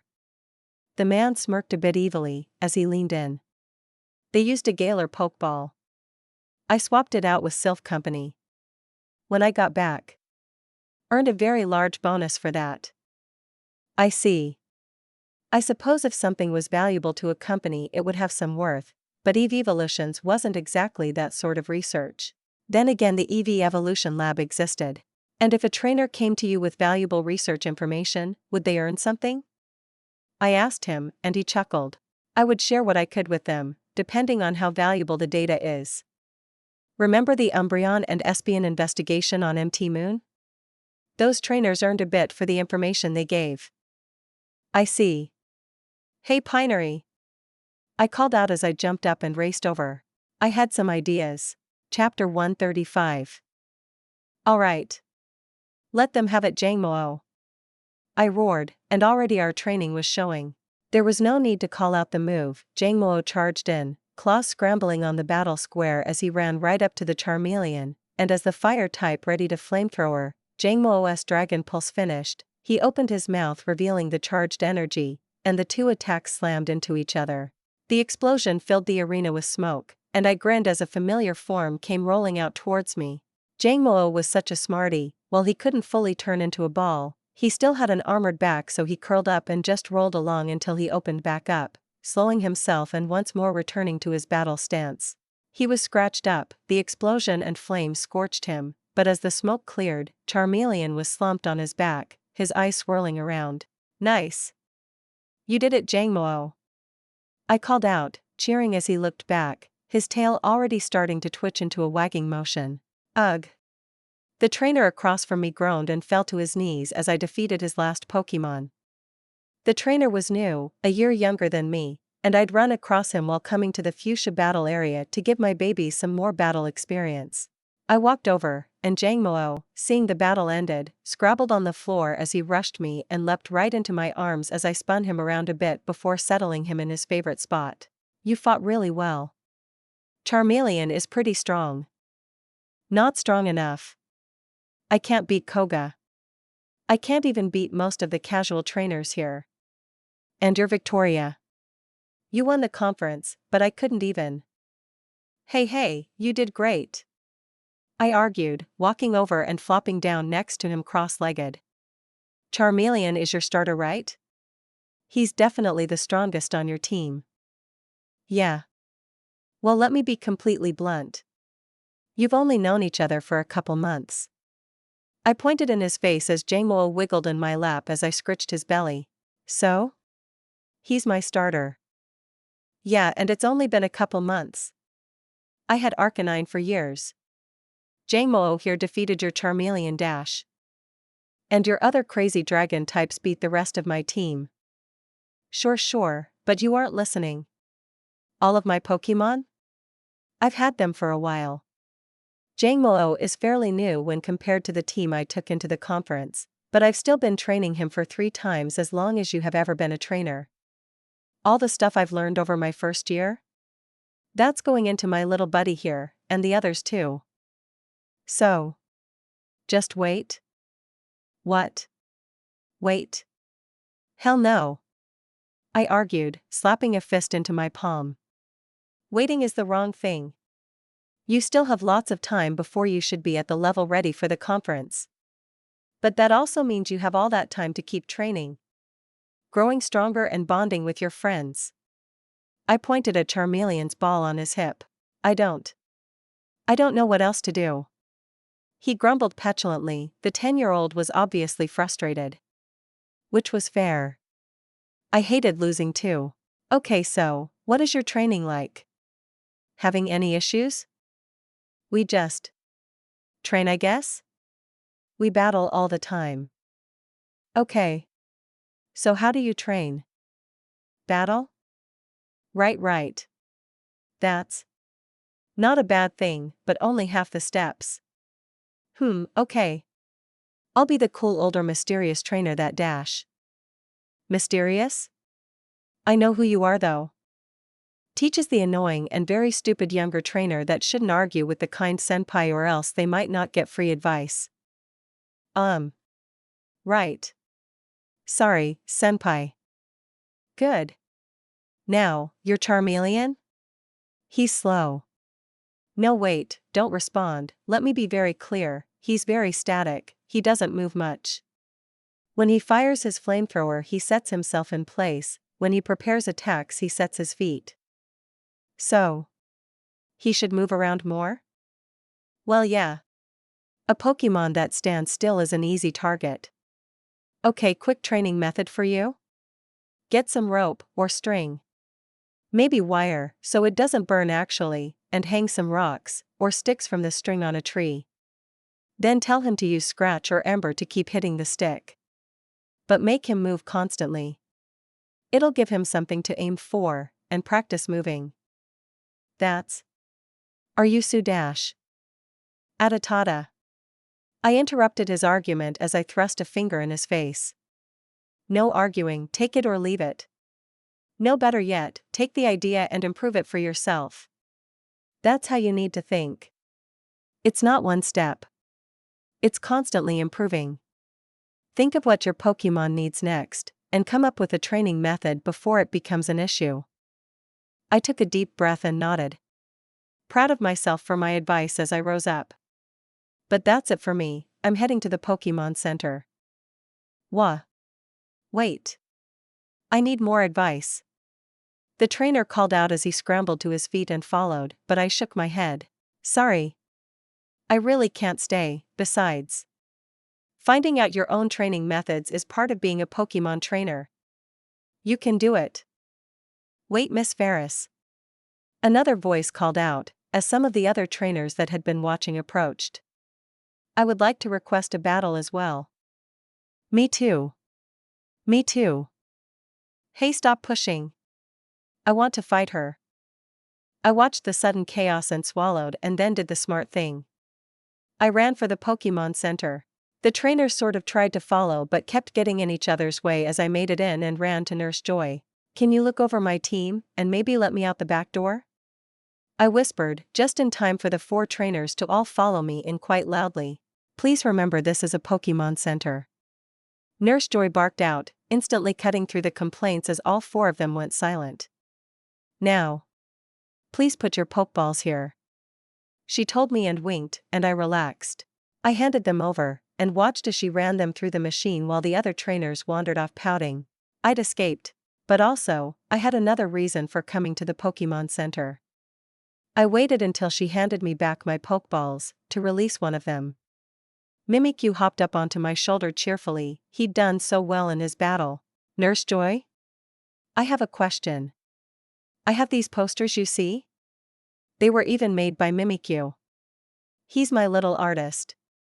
I whispered to her, as he reached into my bag and pulled out one of the posters we'd made. Mimikyu and I had worked hard on it over a few days. Using pictures of different Pokemon and getting the text just right.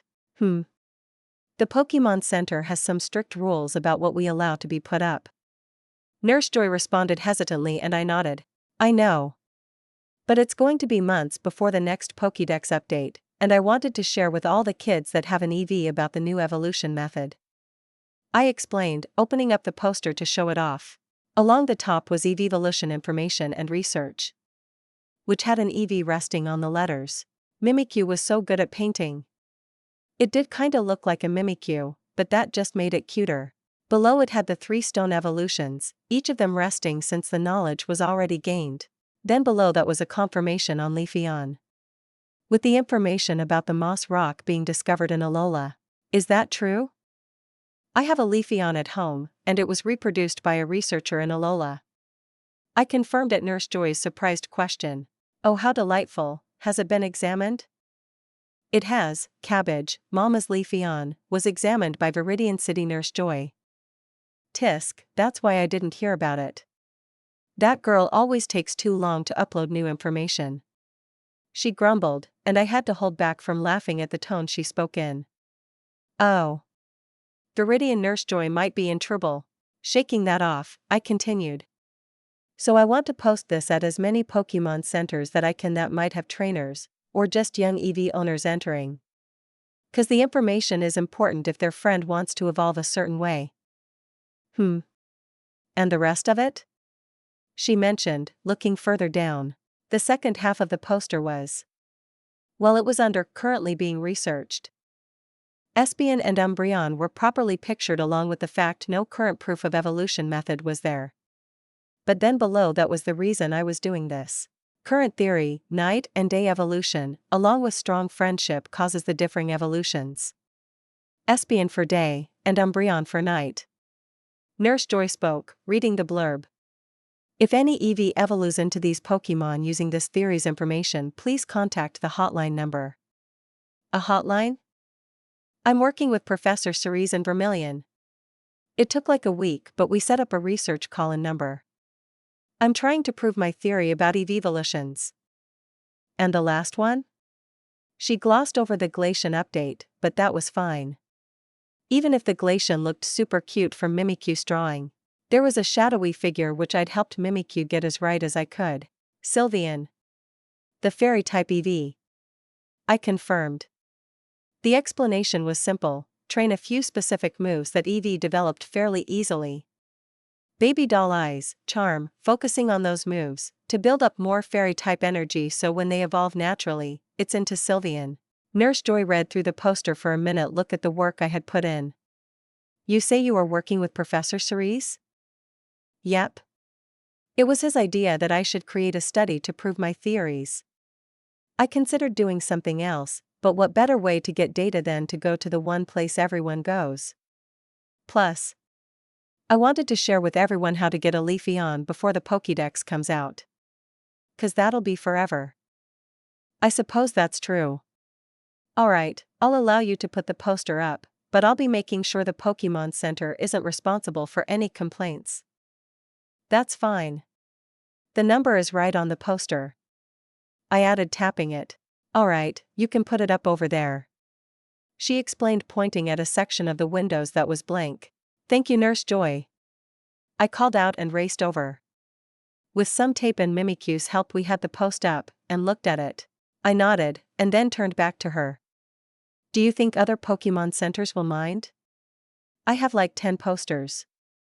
I was thinking of putting them up in the big cities. She looked at me, face half shifted into judging look, but she nodded. I'll make some calls. Thank you, Nurse Joy, you're the best.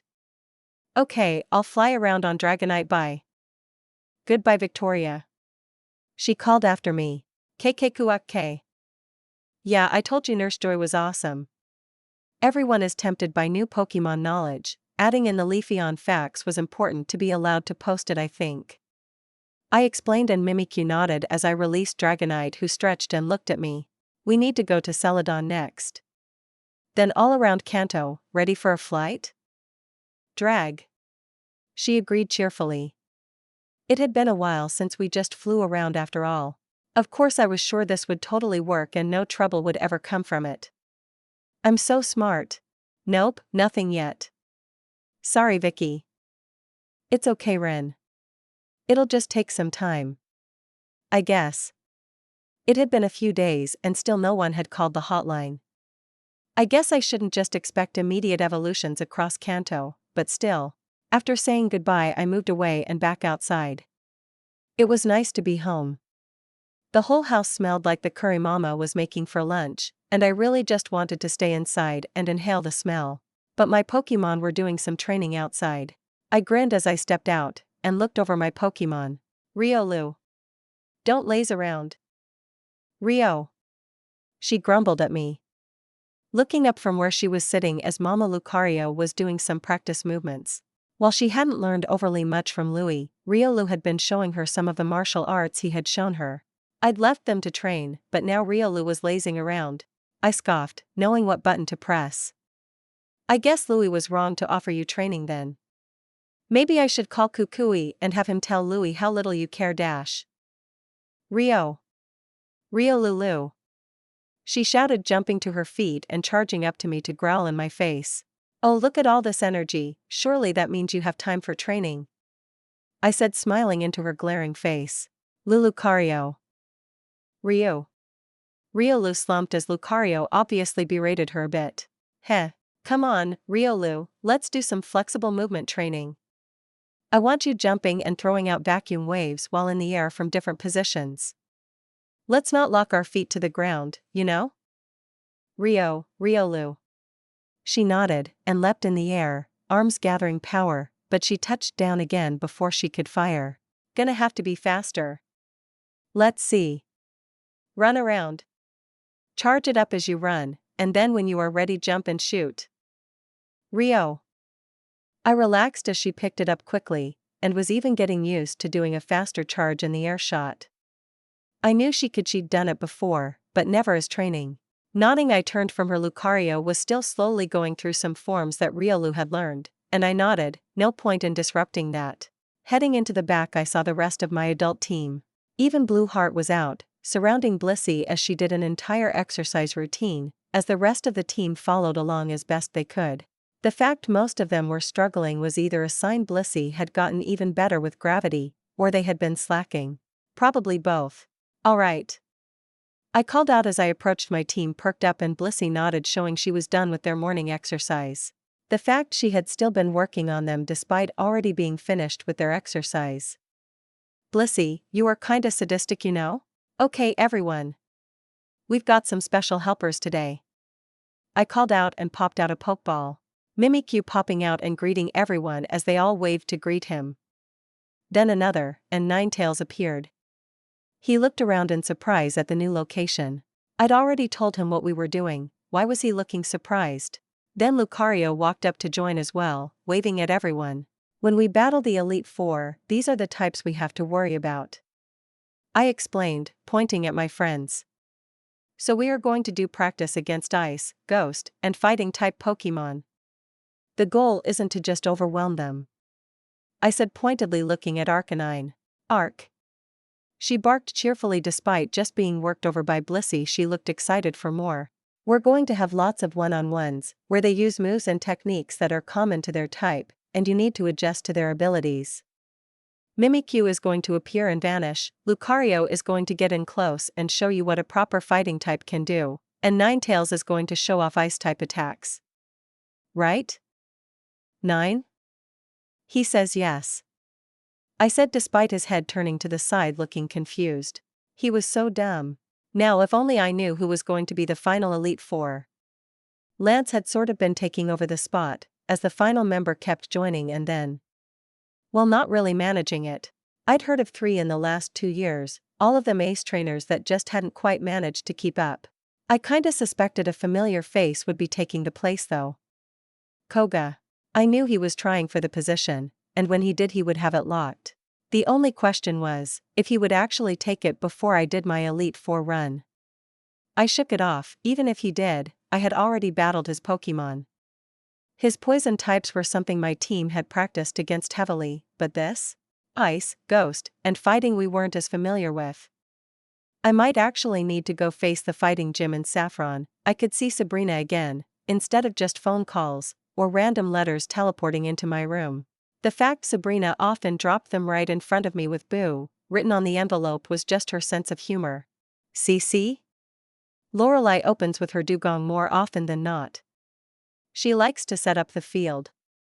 I explained as we reviewed one of the last Elite Four matches. Arc. My girl barked, tail wagging, and I had to grab her to keep her from getting too excited. Nah. You aren't just going to bulldoze through thinking you will win. Watch. I argued. Arcanine was completely confident she would win against the Elite Four and Lance right now, which was good, but honestly she could come at it with a bit more of a prepared mindset. Arc. She barked again despite me grabbing her by her muzzle so she would look at the screen. And what if she opens up with a surf and washes you away? Arc, she barked confidently, sending me a look. No, you won't just win. You're a fire type. I reminded her, pressing down on her head and rubbing her wildly. Drag? Yeah, Lorelei will be bad for you too. I confirmed to Dragonite, who nodded, looking as Dugong let loose a strong blizzard that defeated her opponent's Pokemon. So we will probably use Blue Heart first. I said, looking over at my boy who was peering in through the window to watch. He rumbled a bit at the attention. Vicky. I blinked at the yell. Coming, Mama. I called back. Just keep watching, okay? I told them as I hurried off. What was going on? I made it to the entrance to see Mama staring a bit in shock at a familiar face. Lance? Sup? I greeted him as he was standing in my entranceway with a package in his hands, and his big-ass cape. Man, I wish I could wear a cape every day, it looks so cool, even when you are doing something lame like delivering a package? Victoria, nice to see you, I apologize for the interruption. He started, but I just had to ask. So did you get another job as a delivery guy? Does the champion title not pay well enough? If so, just blink twice quickly, and I'll try to help. I offered him faux sincerely. Victoria Ferrous. Mama hissed at me, and I flushed a little as I realized I shouldn't sass the champion of our region in front of my parents. Sorry. It's fine. Lance assured Mama. I noticed his lips twitching, so it was good. I was safe if they laughed, that was the rule. I can assure you, Miss Ferrous, since you are in the running, the champion title comes with plenty of monetary benefits. In this case, I simply decided to come myself when this came up. An international package caused a major stir in Kanto customs. The package was held out to me, and I noticed it had been opened already, but Ether Foundation? I didn't order anything, I muttered, noticing the box's branding on the side. I took the box from Lance and with a bit of work opened it up. There was a letter.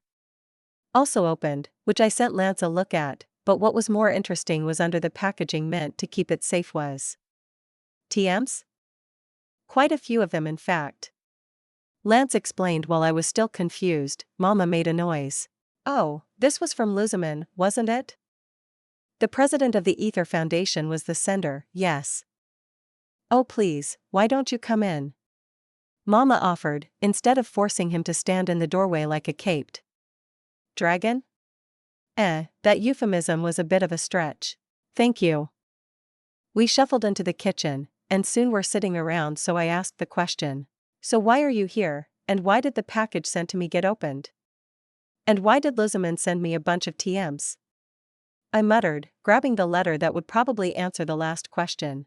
Customs received a very strange package, and of course it sent off every alarm we had. If it was 1 or 2 TMs it might have been checked, but sent on, but there are nearly 100 of them in that box. Lance explained, but I didn't get it. So? TMs, while allowed by trainers, if they have the proper badges to be allowed to use certain ones, are also considered military equipment. You have an entire military brigade's worth of equipment in your hands. Cool? Yes. He offered, a slight smirk on his face. If you were a normal trainer they would never have been allowed, but since you are a conference winner, it was decided that you should be allowed to keep them. So, why is the champion himself here to deliver them? This could have been explained in a small letter. Because, of course, we examined the TMs delivered, and the Ether Foundation has sent you, not only some of their rare stock, but a new brand of TM entirely. New brand? Yes, a fault was discovered in TMs recently, and the Ether Foundation did send a diplomatic update to Kanto regarding it, the dash. Oh, that. Oh, so these are the new TMs Lizman mentioned. Removing the move block and everything. I interrupted, right, she had said she wanted to give me a gift for all of that. You know? I helped discover it.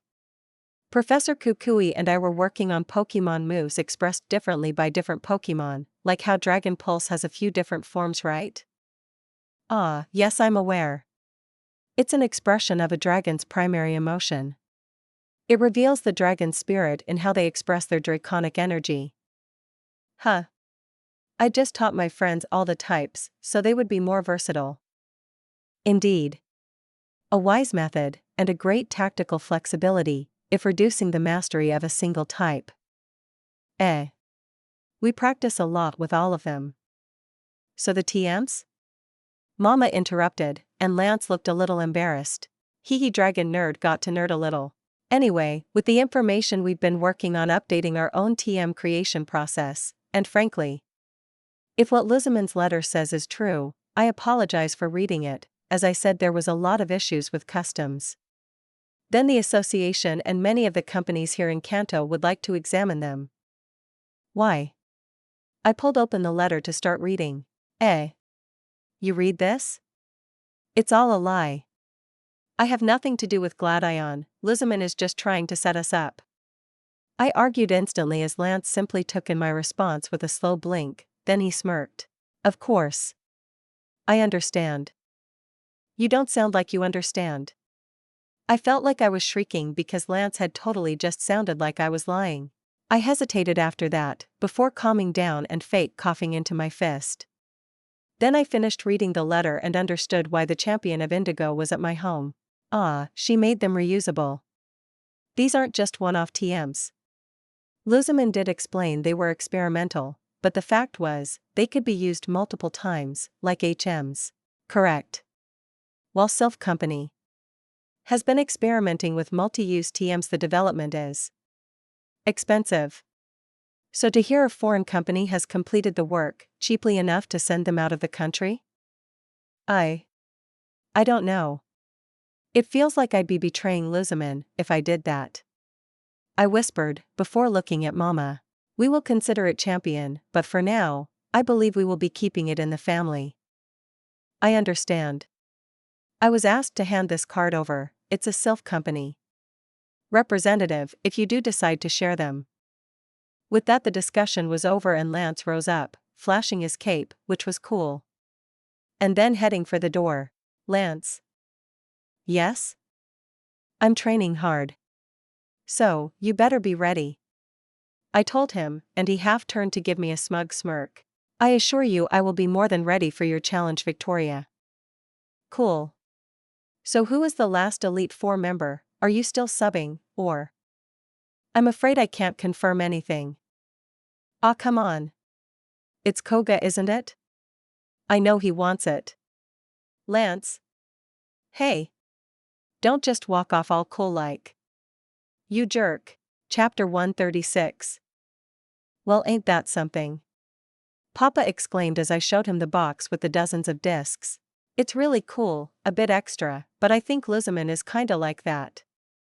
Extra? You know, over the top.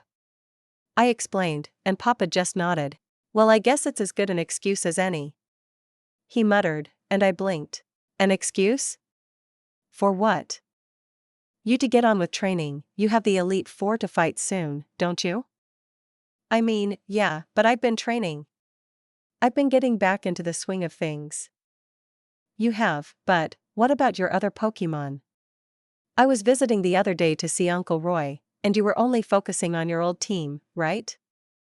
Well, yeah, my new Pokemon need more time before they're ready. They aren't going to fight the Elite Four. Why not? You got your Gyarados just a few months before the conference and he did great. Blue Heart is Blue Heart and shouldn't be compared to Dash. Normal Pokemon? Vicky, he's only not normal because of you. Right? Papa added, looking at Mama who nodded. All three of us around the dinner table gave this sudden shift the feeling of an intervention. They're babies, and I need to make sure they're ready. Papa added, and I deflated at his tone, not judgmental, but just questioning. Okay, so maybe, I'm a little hesitant. I want to make sure they're ready so I don't mess up again. Winning the conference and having your Pokemon nearly undefeatable against the strongest young trainers in Kanto isn't messing up. They could have been stronger. We'll be stronger, but Dash. Vicky. Mama cut in, as I hesitated, and she reached over and patted me on the head. You know, I spoke with Roy and Elizabeth. They're the ones that mentioned this, not accusing you of anything, just noticing something. You talk to Elizabeth? Sometimes, I call in to check on you sometimes when you are out all day, and she picks up. Oh. So. You don't have to listen to me, neither your father or I are really all that great as trainers, nothing like you, but I also know you, my troublesome daughter. Not trouble. I grumbled, but that just earned me a smirk. I totally was. Sometimes you get stuck in your head about things and refuse an easier path, or maybe just a different one. Will your first team truly not reach the highest highs once you have developed your second team as their rivals? Of course they will. Like Arcanine will accept anything less. Then, it's not a mistake, it's simply a process that needs something different. Maybe it's time to start training. I want to see you do your best against the Elite Four, and against the champion, but if you aren't training your Pokemon, I don't think you are quite ready for what people like the Elite Four can do to prepare for a trainer. They will know your Pokemon, their moves. If you can't throw in some surprises. Mama patted the TM box. Yeah. I want them to be everything. I don't want them to have the same problems. I trained Arcanine and the others wrong. Is wrong the right word? They're incredibly powerful. Well, maybe. Not as optimally as I could. Okay, so does that mean you shouldn't train your second team at all? I am. They get battles and special attack practice. And? Well, that's kinda it. If you saw another trainer only doing that, would you say it was enough? No. I'd yell at them for hyperfocusing. But gravity training is really good. Once they start, it's hard to switch. Unless they have a rival to match them and push them to use other skills, I added, mumbling a little. Maybe, just maybe, I was having a realization? Mama reached over and patted my head. You'll figure it out regardless, Vicky. If there is one thing I'm utterly confident in, it's that someday you'll end up the Indigo champion. I blinked, a little surprised at the words. You think so? I know so. It's gonna be hilarious too. You'll either break and run away, or you'll break the league. Mama said something kinda scary so calmly. Why would I break? I don't even really want to be champion, and what was that about me breaking the league? Scary. That sounds scary, you know. Pass the dumplings? Yes, dear. But what about my sudden crisis? Mama. Don't just ignore me for food. The next day, after a long night staring at the ceiling trying to put my thoughts in order, I gathered everyone around. Even the Vulpix and Ninetales were watching from the side, as I had gathered up my battlers. Seeing all of them in one place made me want to just dive forward and hug all of them forever. I shook it off and took a breath. Today, we're going to start a new level of training. My words caught all of my friends' attention. Milotic wilted, Arcanine perked up, her tail wagging, and my new team looked interested. Well, besides Jibble. Dratini was wrapped around her to keep her from running off. I rubbed the incubator that was strapped to my chest. Maybe another week? Maybe more? I can't wait to have a second cute Dratini. I've been preparing you all for the most intense training I can.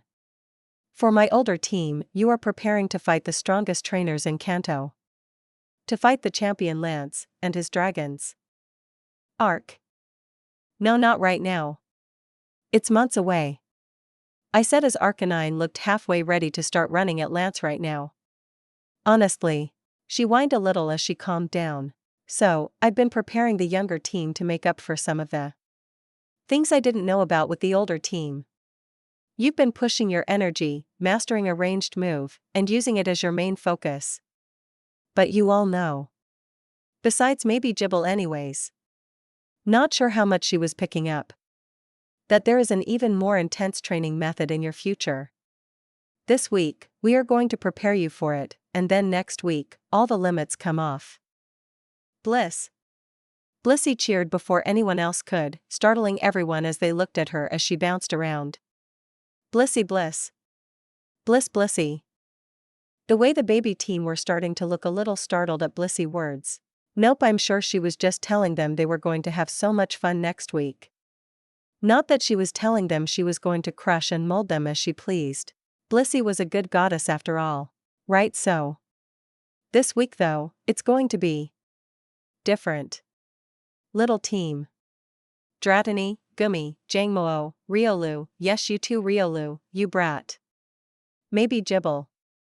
If she's up to it, and Mimikyu. You are going to be battling the older team. I said with a finality that had the little guys shift and look at their older teammates. Rio.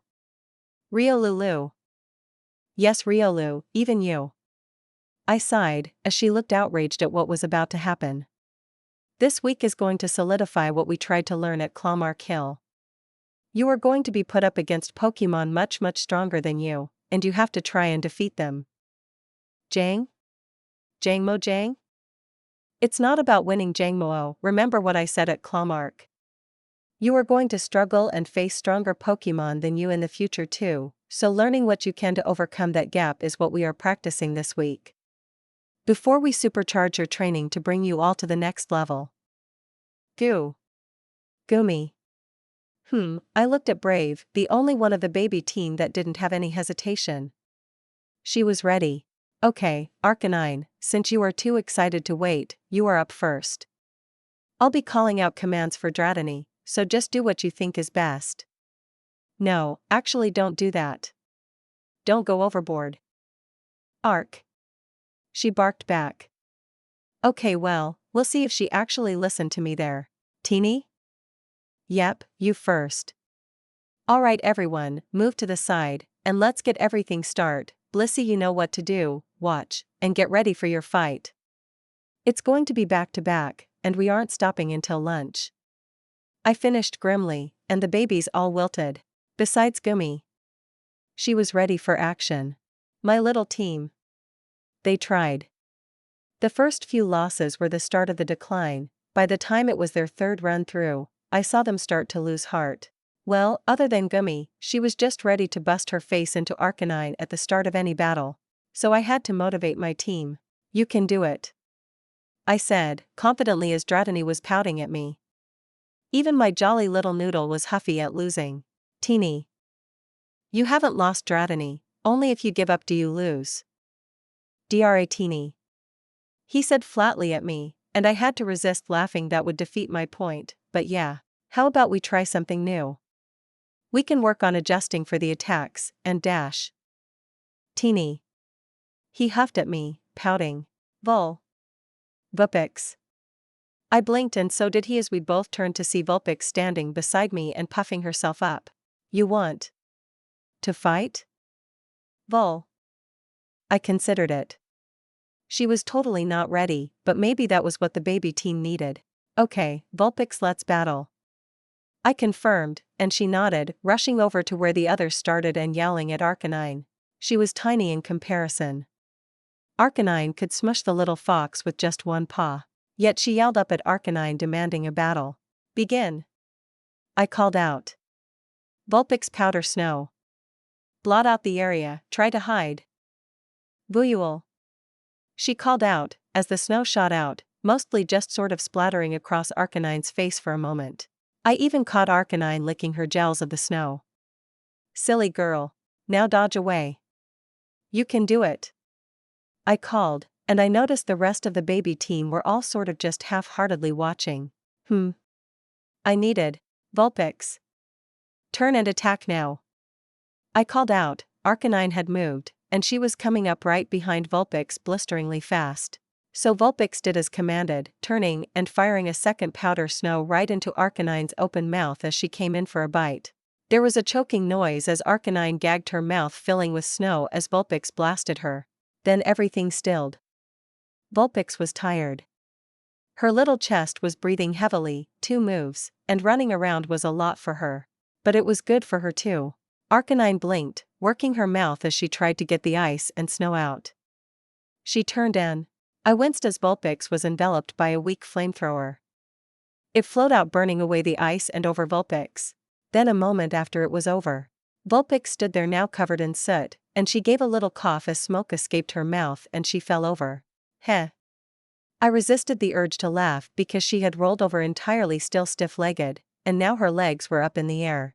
Blissey was called out as Vulpix was scooped up and walked off the court, settled back down. Still on her back I noticed, Blissey, you jokester, and started getting healed. Vuuel. Another voice called.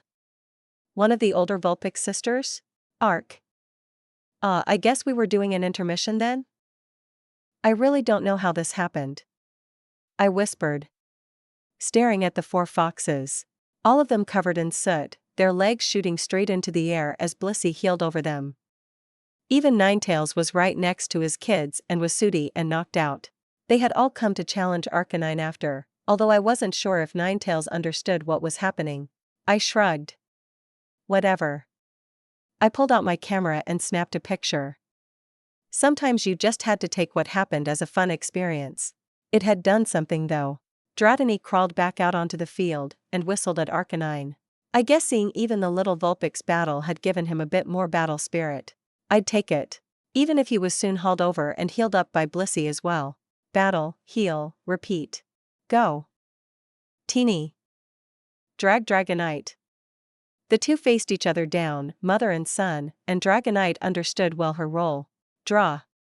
She shouted and thrust down orbs of dragon pulse down at Dratini, who squeaked in surprise and leapt to the side. His squeaks were so cute. You can do it. Don't let her control the momentum, fire back. Teeny. The two of them went at it, and I continued to shout orders for Dratini. We fell into a rhythm, since Dragonite was just so fast. Dratini was mostly always on the move. The only reason the battle hadn't already ended was Dragonite was only using Dragon Pulse Orb, launching energy balls down that Dratini could dodge as they weren't being controlled. It was probably terrifying for him though. Each orb hit the ground like a mortar, exploding and showering him with sod and grass. Not that the battlefield was looking very good. We'd been battling all morning. You can do it. Control her movement, you know she'll dodge. Adjust for it. She growled cutely and fired again and again. Pierce this time. And it was obvious he was trying to push her into a specific location like I'd said, but when he attacked she threw up her own dragon pulse and his attack melted against the superior energy. Teeny. I think that was a curse. Oh my. Dra. Dragonite made a noise above him. She was laughing at him. Oh, was she playing the heel today? Teeny. Draw? She drawled out, then reached up and pretended to clear out her ears. Teeny. Dra teeny. He roared and I actually saw a bit of energy surrounding him. What was he doing? He looked back at me. Do it. Get her. I roared out, our hearts in sync. Him because he wanted to win, and mine because I wanted him to win. Dra Tithia. He roared out, and a dragon pulse formed and fired. The control variant. The dragon-headed beam spiraled around, sticking close to the ground as it circled. What was he doing? The beam circled again, and then it arced towards him. He was staring straight up at his mother though, his little face firm. He was a dragon. Then the beam reached him and arced towards the sky, shooting towards Dragonite, with Dratini riding along it. Even Dragonite was staring stupefied as the beam reached her, and Dratini roared as he smashed his tail into the top of her head. Dragon tail? Dragonite actually lost altitude, as she was knocked by the powerful move. And then Dratini was in the air, the energy of Dragon Pulse fading, leaving him in the sky. Then he started falling, only to be caught in Dragonite's arms. Oh, he lost. Dragonite's muscled arms squeezed as she hugged. Dratini had a single moment before his body went slack, falling limp in her crushing hug. Wow. What the fuck was that? Awesome. That's what it was. I groaned as I finally had a chance to flop down into the grass and eat my own meal. All of my Pokemon were hungry. Eventually even Arcanine had needed a break, her energy getting so low she couldn't even shoot a flamethrower anymore. So the rest had battled, and battled, and battled. Feeding a dozen Pokemon was a serious chore. Feeding more than a dozen of very active Pokemon even more so. How is your food? I asked my little companion, and she slowly brought more into her mouth and started chewing, eyes rolling up. Yeah, Jibble liked food times. I ate beside her, and there was none of that tension in her frame. She knew her food was hers now, no one touched it. Dratini was on her other side eating as well, and whether it was because she liked him, or because he was her pool noodle, she was good with him too. Taking a few bites I relaxed, my own stomach no longer rumbling. It was working, even if the baby team hated it. Dratini had done something amazing. Not just come up with something crazy awesome, but he'd inspired the others too. That was the exact sort of thinking I had wanted to bring out in my baby team. If you were on the back foot, if you were weaker, then you could still win if you pulled something crazy out. That was Ash's tactic, what he would be known for. He'd developed it by training a new team over and over, new techniques and developments across a decade of training new Pokemon over and over. Or whatever the timeline was supposed to be like in the anime, but I knew a lot of that was because his team was always new, they were always on the back foot. When you were fighting a trainer with a team they've had for 6 years, and your team besides Pikachu was less than a year with you, you were always on the back foot. Until you suddenly weren't. But it was the sort of thing that made an entire day of training worth it. The out-of-the-box thinking that would win you an insurmountable battle. Now it just needed a cool name. Dragon Rising? I muttered, no, as cool as naming Dratini's move that it was already taken. Teeny? He questioned, his cheeks full of food. Don't talk with your mouth full. I reminded him, but I answered anyway. I was thinking about your cool new move. Riding your Dragon Pulse. Maybe Dragon Surfing? Dragon Rising would be cooler, but it's already taken. Teeny? Teeny. Dragon Surfing it is then. You'll have to teach the others. Gummy and Jangmo both could get a lot of use out of it, since they can't fly. Teeny. Then again, when they evolve, they probably won't be able to use it either, but that wasn't the point. The training for it would be the benefit. Learning to control your dragon pulse so closely to be able to control it while you ride it? That wasn't it either. The aura he'd used. That was how he'd ridden the pulse and didn't just end up exploded by his own move. He basically had a shield of his own energy which interacted positively with his own move. Awesome. I pulled out my notebook. The same one I used as a Pokédex and added it to my training methods for dragon-type Pokémon. Heck, I bet we could use it for others too. Milotic could use it with a water pulse too. We had never gotten around to testing for other water pulse effects. Could he make a controlled pulse like Dragon Pulse? I added that in too. Then sighed, remembered I needed to eat and got back to that. Eat first, training after. Chapter 137. Alright, Gummy. I roared and she woogled for a moment, building up the momentum and pounced. Tackling forward and smashing into her opponent. Bliss. The cute giggle didn't help as Blissey looked down upon the Pokémon that was rocked back. And the smile of a goddess fell, a single flipper rose up, then down. Vicky. Phone call.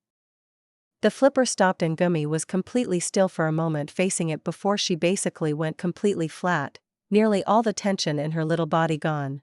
Blissey. I was informed the battle was paused, not over. As Blissey was still ready to lay down the law. Yeah. Maybe not letting Blissey act as the challenge after this. I hurried away, Elizabeth meeting me on the porch. It's from Professor Seras. Oh? What does he want? I mumbled, and hurried over. Hello, this is Vicky. Vicky, I'm sorry to say, but we do need you at the lab. Poor Ren and Krysa are getting a bit swamped. What? With what? Your study. Haha, I think your hope for easy data is going to be a little more trouble than you expected. Can you come? Yeah, I'll be on my way right now. Excellent. I'll explain more when you arrive. After saying goodbyes, I hung up frowning. Too many calls? I hadn't really expected that. There were only so many EV owners in Kanto, and even fewer would follow the poster's information. I shook it off, heading outside. I wanted to keep training, but I sighed. Okay, everyone. Something has come up, so we are calling today's training early. Tayini. The happy cry echoed out as Dratini flopped onto the grass and then. Well, he kinda just rolled and rolled until he splashed into the stream. Was he dizzy? I bet he was dizzy, but it was also. Okay, so. Maybe we went a little hard today, but I'm super proud of all of you. I called out, and got a very tired few calls back. Even Brave was rather done. But it had been a good training day. Dragonite, I need a ride to Vermilion, Professor Cerese's lab. You good for a fly? Drag. In that case, I'll take Milotic, and I think Dratini is hiding, so Mimikyu? I got a happy nod as he jumped onto my shoulder. I also took Blue Heart, taking all 3 Pokeballs, and I was about to fly away when Riolu called out. Riolu. What, you want to come? Rio. She agreed and I narrowed my eyes, she wanted something. Fine, come on. She leapt up before I could grab her Pokeball and leapt onto Dragonite's back. She was definitely up to something. I took her Pokeball from the storage and leapt on Dragonite's back myself. The flight to Vermilion was very quick as Dragonite knew exactly where it was, and as soon as we landed, we were greeted. Hello. I blinked as Chloe Cerese's daughter called out. Oh, hello. I greeted her. As I looked over the younger girl, her school uniform was playing with Yamper in the area where I normally landed. You're Victoria, right? Yeah, it's Chloe, right? Professor Cerese's daughter? That's me. Yamp. Yamper, don't bark. Chloe demanded, as Yamper raced up to bark at Dragonite. Dragonite just sort of looked at Yamper, seemingly thinking of what to do about it but decided to just ignore the little puppy. Your dad asked me to be here. Oh, he should be in the lab. I'll show you. I nodded, despite knowing, as I returned Dragonite and then. Riolu squared up with Yamper. The two dogs glaring at each other. Yamp. Rio. Ah, that's why Yamper was barking. The two continued to stare, and Chloe and I both stopped as the two Pokemon squared up. Oh, Yamper doesn't really like strange Pokemon. Yeah, Riolu. Stop picking fights. I called out and she looked up. She was going to argue, but then her eyes narrowed and she scoffed, crossing her arms and walking past Yamper like he wasn't there. He didn't like that, but Chloe called for him, and I felt my own eyes narrow at Riolu. What was she up to? Eventually I just had to follow after Chloe, as Riolu walked beside me, her arms crossed behind her head and faux whistling coming from her. Definitely up to something. Inside the lab I noticed Ren was working on the phone system that he had shown me last time I was here to set up my little EV study. Ah, there you are. He called out, looking relieved to see me. Finally. Now you can take over. He offered, leaning back and groaning a bit. Take over? I asked, wondering what had happened to get him acting like this. Well, if you want the study, you have to do the work. Professor Seras spoke as he walked over. Hi Chloe, bringing in Vicky? Yes. Thank you. He ruffled her hair, which she sent him a look for, and he focused on me. Your call box has been filling up, lots of calls, which is fairly normal for something like what you did. Ren has been going through them for you, but I do need him for his normal tasks. Cerise implied, and I slumped. Sorry, for making so much extra work for you, Ren. Thank you. It's fine. I just can't keep doing it. So here is what I got so far. He waved 2 notepads at me. 2? One for confirmed information, one for potential, but something is missing. Usually phone numbers. Kids always think when they call in, the other side knows their number. But also just lack of information we might need for the study. The other is the good calls. If the calls are bad, I just delete them. He said with a shrug. Bad calls? People complaining, or demanding more information. That sort of stuff. You put out a phone number to the public, you know. Yeah. Right. I mumbled, looking at the notepads. So I just listen to the calls here? Yep. Oh, grab a new headset from that drawer, this one is all sweaty, and then you can take over. Vicky. Professor Seras added. While I'm happy to assist with your study, including hosting the calls on our system, I would prefer you keep the amount we are hosting low. It's currently about 200 recorded calls. He offered, and I couldn't help but whistle a bit at the number. That's a lot. I've seen worse. We helped the police with tracking down a Sharpedo that was sticking way too close to the beaches once. We had what, 1,000 calls? Yes. A day. Cerise said with a faraway voice. Yikes. Yeah, that was less helpful than you'd think when we had people calling in so much. Live and learn. Ren shrugged. Right. Live and learn. I sighed. Looking at the station that Ren offered me. I glanced at Riolu, she instantly realized what I was thinking, and started spinning in the chair she had claimed, whistling innocently. Yep, no way I could get her to help. Alright. I'll get some work done then. I decided. Nothing I hadn't done before, in a previous life anyways. I plugged in the headset and fairly quickly figured out how to play the recorded calls and clicked the first one. Weavy evolved, she's purple now. Can she go back? She was fluffier before. Thanks. I blinked at the call. That was the entirety of it. I deleted it, that's probably what Ren meant by bad calls. Next one. Hey, so this is supposed to be how you can evolve an EV, right? This fairy evolution sounds cool. My EV doesn't know baby doll eyes, or charm. If you can get me like a TM, I'll try it. I blinked. There was potential there, but deleted. No phone number, so it's not like I could contact them. Besides, Eevee could learn those moves naturally, you don't need a TM. If they even existed. Next call. This is Annie. I've got an Eevee, and Kira wants to evolve. Kira is my Eevee's name. She wants to evolve, but I can't afford a stone, so we've been trying to figure it out. Leafeon is beautiful and new, but I can't go to Alola either. So Umbreon or Espeon, right? Or the fairy one. Are you sure fairy type exists? I've heard that people say it doesn't. Anyways. Sorry, I guess I just. Want more information? The post said I could do that. And the money for confirmed information. I'd like that too, if I can. Thanks. Oh 555-3342. I blinked okay. Fair enough. Put that into the good call pile. Annie, not sure which evolution. Wants the reward money. Moving on. The loud crash in the middle of the call had me jolt, and I looked around to see. Riolu. Rio. Rio. She argued, pointing. She had been knocked out of the spinny chair she'd been sitting in, being oddly good. She definitely wanted something.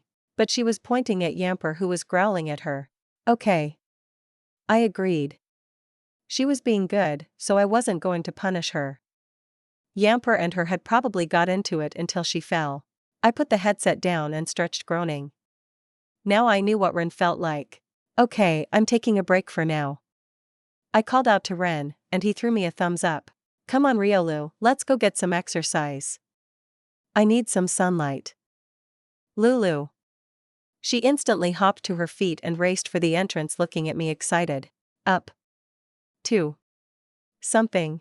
Yamper trailed us as we walked, seemingly stalking us to make sure we weren't causing trouble, and we headed out of the lab onto the grounds. Riolu was looking towards the street though. Okay, you've been a good girl. Weirdly, and you obviously want something. What is it? Rio. Riolulu. She cheered and pointed, and I followed after her. She led us onto the street, out of the lab, and then down the sidewalk, her nose twitching in the air as she tried to track something. I gave it a while, but she seemingly wasn't finding it. Okay Riolu, what are you hunting down? Can you tell me? Rio. She stopped and hesitated, sort of fumbling for a second before she faked holding something in one hand and scooping it with a spoon in the other. Food? Rio. Riolu. She went on, sticking a fake spoon into her mouth and crying out in happiness. Something sweet? Rio. She agreed, jumping up and down. I still had no idea what she actually wanted though. Something sweet you could scoop out, an ice cream? Rio. She shouted, arms raised into the sky. Who gave you ice cream? I demanded, realizing the problem here. I hadn't given Riolu ice cream yet. Riolu started fake whistling. You are such a brat. Fine, we can get ice cream. I agreed with a sigh, and Riolu cheered, dancing around happily. I turned away from where she was leading me. Seriously, we needed to work on her tracking ability some more, and headed into the part of Vermilion they'd have a few shops, including an ice cream parlor. Ryu. She shouted, charging ahead when the smell hit her, and I had to jog to keep up. The place was small, and to my surprise there was already a bunch of school kids inside. Huh. I guess this was a local hangout? In fact, I looked over and recognized Chloe with a bunch of other girls. Either way, Riolu and I went to the shop counter, and she was wiggling, trying to see over the edge. Come on. I told her, bending down, and she looked at me. We both stared at each other for a long moment before she huffed and walked over to climb on my back. Rio. Sure. I agreed as I hefted her up, and now she was sticking her head over my shoulder, able to see the ice cream.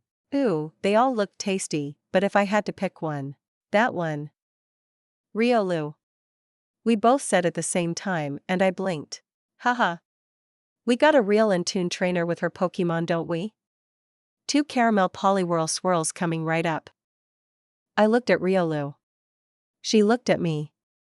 We both instantly agreed to never mention this ever again. Who cares that we had the same taste in ice cream? Coincidence. I paid, and despite Riolu's tail wagging and her paws wiggling up and down, she stayed on my back as I paid and carried both cones to a booth. Rio. Hold on. Sit first, and grab a napkin, otherwise you're going to get all sticky. I told her as I got her off my back and we both settled into a booth. I took a moment to breathe in the smell of the ice cream before taking my first lick right in time with Riolu. Oh, that's nice. Ryu. This was a nice break. I still needed to do more work stuff, but then I also needed more training. Ugh. I didn't have time to go all in on both things. Oh, it's Vicky, right? Oh, hello again, Chloe, and friends. See? I told you. That's Victoria Ferrous. The conference winner. She has a flying Gyarados. One of the other girls called out, and suddenly, despite Chloe looking a little uncomfortable, the group of girls all switched booths to join me. Can I get your autograph? Can I see your Arcanine? I've always wanted to see one. Can you tell me how to get as strong as you? I really want to do well on my journey. Ah, well dash. Girls. Chloe said, cutting through it, stomping on the floor a bit. Don't be rude. Sorry. She apologized to me, and I just laughed it off. It's fine, just kinda awkward, yeah? I guess? But I don't think it's really something you'll want, it's just a signature. Arcanine is at home, sorry. We've been training all morning.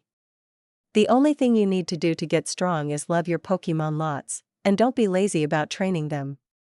Battling is only half of what you need to do. Find out a weakness and find a way to train to improve. It's fun. Thank you. The girl that asked about getting strong replied, and the other pouted. But then a notebook and a pen was thrown in my face. Okay, sure. Are you going to fight the Elite Four? The question was thrown out as I signed my name on the notebook. Ah, yeah, training for that. I went to Alola on vacation, but I'm back now and getting back into training. Is your cute Pokemon here going to fight? Riolu? Probably not. Maybe. It depends on how our training goes. Riolu. Lance has Pokemon strong enough to beat Arcanine. You can't even hit her. Rio. She huffed, lying to herself as if she could. She had only hit Arcanine once in training, and it was purely Arcanine tanking the hit for intimidation. Ah. I'm sure you'll do well. One of the girls offered Riolu, who nodded, trying to look strong. With a glob of ice cream on her muzzle. I sighed. She would need a bath when we got home. Oh, look. One of the girls cried out, and all of them cooed as out the window an EV walked by, following after a lady. Ah, I want an EV. Me too. Only Cho and I were silent as the other girls gushed over them. I looked at her. Not interested in an EV? Oh. No, I mean yes? I am, but I'm just not really planning on capturing Pokemon. I think they're great, of course. Chloe is too busy with school to want to be a trainer. She's going to be a professor. I'm not. She mumbled quietly as all the girls nodded as if it was already decided. I just shrugged. Maybe, or maybe not. She still has all the time in the world to decide what she wants to do. I offered, and got a big smile from the girl at my words. Well, either way, an EV is too expensive for me. I'll never be able to buy one, and finding one is impossible. One girl said with a sigh, and I just shrugged. Just find a friend, and train hard and win some battles. My parents don't want me to go on a journey. I'm actually 10 this year. She offered, and I blinked. Really? Yeah, I'll be working at my family's shop when I grow up, so they don't want me running off. She shrugged. Doesn't mean I don't want a cute EV, you know? Yeah, I just need to find a summer job. Maybe if I work for a few years I can buy one? I blinked. Summer jobs. Work. Kids could do small work for money. Money can be exchanged for goods and services. How would you like to earn some money? I asked instantly as the thought came. All four girls, including Chloe, looked at me in surprise. What? Well, it's like this. Professor Seras. Well, this is certainly different. Chrysa whispered to Ren as all three of them looked on into the lab room. For schoolgirls were all working quickly. Including his daughter Chloe. The fact they'd already been paid for this afternoon's work wasn't very wise, but they were taking it seriously. And at this rate the recorded calls would be gone through in maybe another hour. Maybe we should do something like this. Ren whispered. You know, offer a summer job to some of the school children. Vermilion City School has a good relationship with you, right, Professor? It does. It might be something worth looking into. It would have to be fairly easy work though. They are just school kids. I bet you can find some that'll do a lot more. What about Chloe's friend? Go? He's a smart cookie. A bit abrasive though, but he'd be a good intern. I'll talk to the principal about it. It's certainly faster. Yeah. Chapter 138. Okay, so it should work just fine. I muttered, as I sat out with Blue Heart. It was early morning and I was looking over the instructions that had come with Lizman's gift. The new TM system was basically the same as the old one. As a user, at least it tried to assure me of that. The back end of the system was drastically different. Lizman and the Ether Foundation had, thanks to the reveal that modern TMs damaged the Pokémon that used them, the push to completely remake the system and have a good reason why people would go out of their way to buy new copies. The new TMs would overwrite the old TM moves. Plus new moves could be adjusted, altered. The fact they had managed to push out this change in such a short time told me a lot about where research had gone. I think the tech was already there, but hadn't had a reason to be pushed out so quickly yet. Completely remaking the entire TM system would be expensive in research and production, and could face pushback from users. I know if someone had told me they put out new TMs and I should buy new ones instead of use my old ones, I'd have just scoffed and kept using the old ones since I had already bought them. But I also knew TMs had been fucking broken. Stupid war push. No one cared if your Pokémon couldn't learn or adapt from the move they installed in the future if it gave them a powerful move right away when things were bad. Lizman sent a new installer with the TMs so I didn't even have to wait for an update or something to my old one. That thing was just going to be stored away until I either forgot about it or decided to just throw it away. Okay, so I clipped that in there. I pushed the disc into the installer and looked at the Pokeball on my hip. And I just hook up the Pokeball there. You ready, Blue Heart? He rumbled in his throat as he bent down and I reached up and rubbed his nose with one hand and then booped the snoot with his Pokeball. Okay, TM Thunder was ready. Time to hopefully fix an issue. The idea that I had hurt my Pokémon sucked. So here was the test. I activated the TM machine and it started whirring. I expected to wait a good 10+ minutes, as the only machines had taken forever, but after just a few seconds the machine beeped. Wow. That was quick. I disconnected everything and released Blue Heart. He looked quite happy to splash into the stream and just look at me. Okay buddy, we need to do some testing. First off, can you use thunder on that tree? He rumbled and his body lit up for a moment, lightning dancing across his horn before throwing forward. It looked different to the old version. That was already a good sign.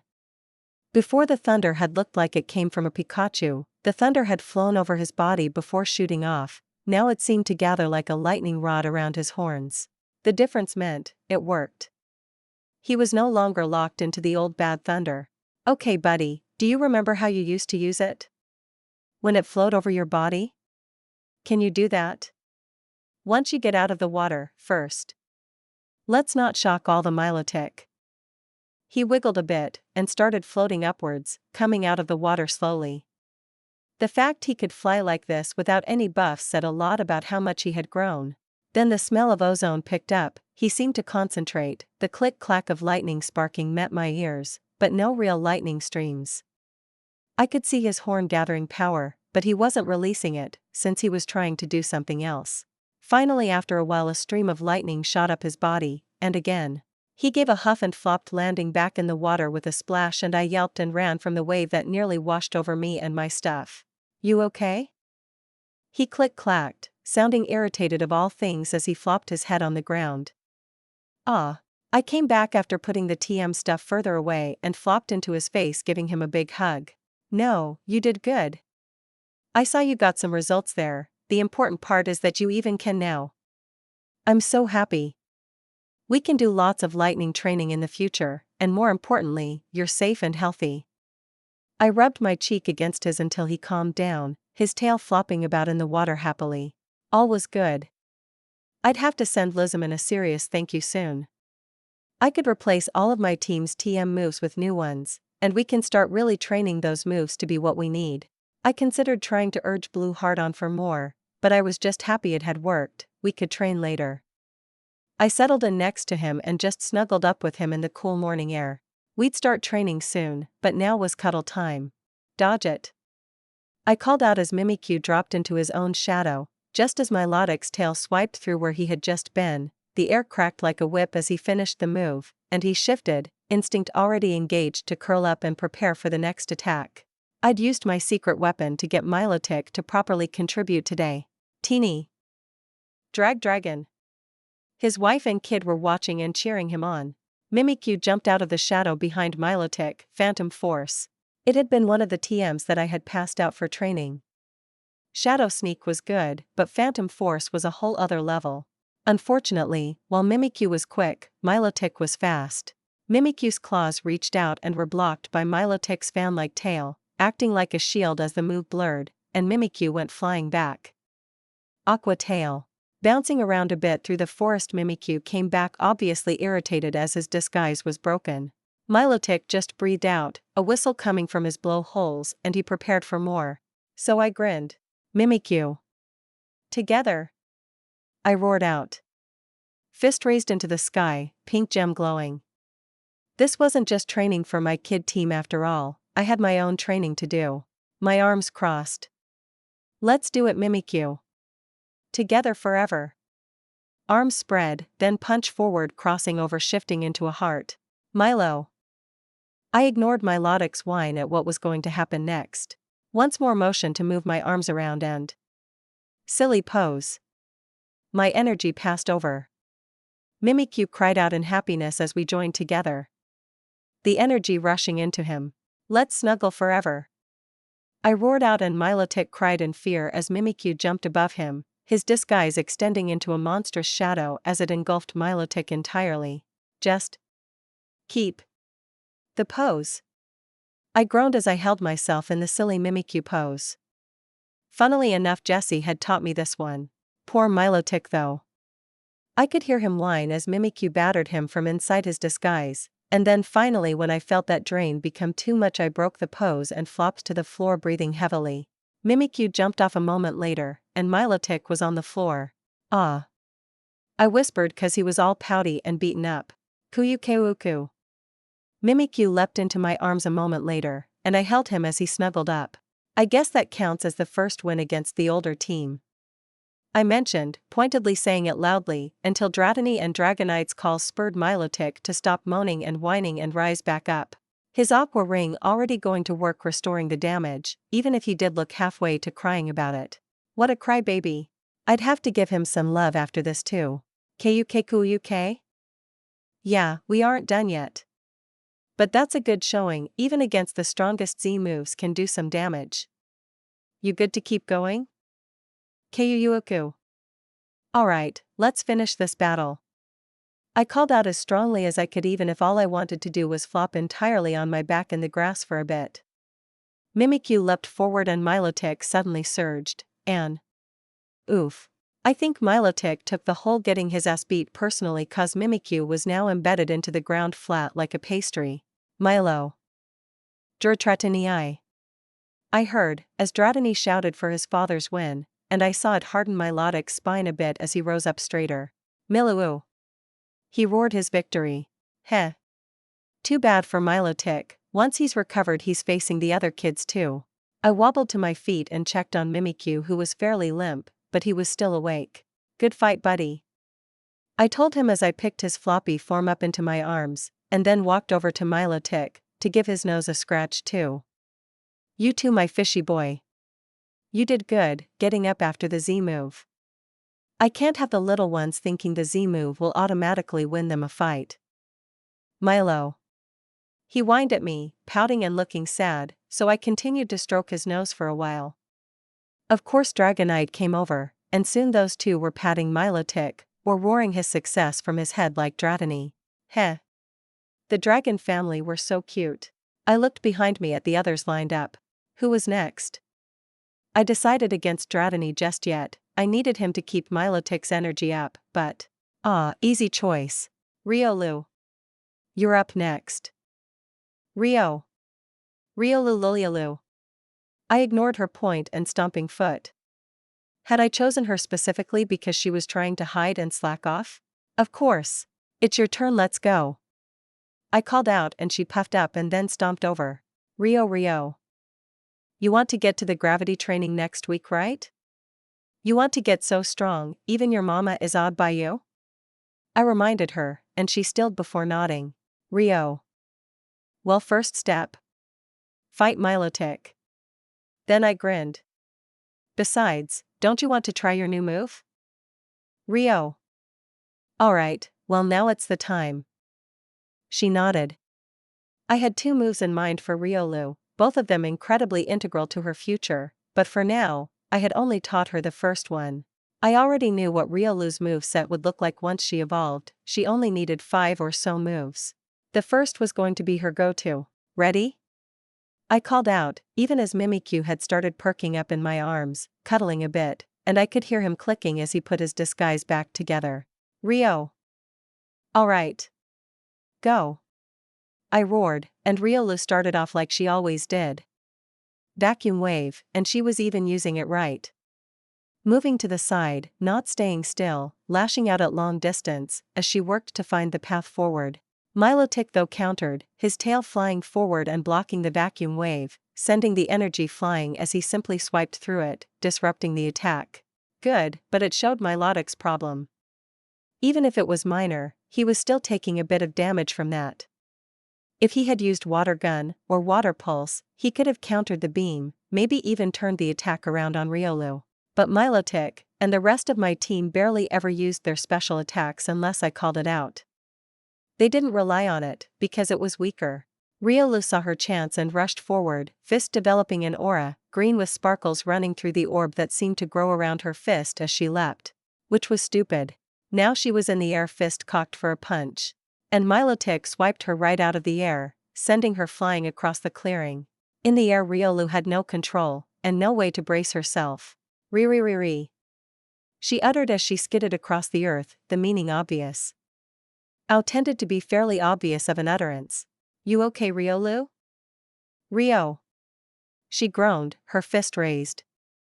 Heh, she might be a slacker, but she was fairly dedicated in a fight. Alright, back on your feet, and try it again, this time don't jump in the air. You can't dodge in the air. Rio. She grumbled, but righted herself and once more the battle started, Milotic having stopped to give her a moment to recover. She rushed in once again. Not quick attack fast, or extreme speed. Just her dashing forward. With extreme speed this wouldn't be needed, but again, better to develop habits first. She held her vacuum wave, and then shot it once she was much closer, even using the wave to stop her forward advance and just dodge the extent of Milotic's tail that swept out. Then as he blasted through her wave, she crouched down and charged in again, fist glowing that green with sparkles as she prepared her new move.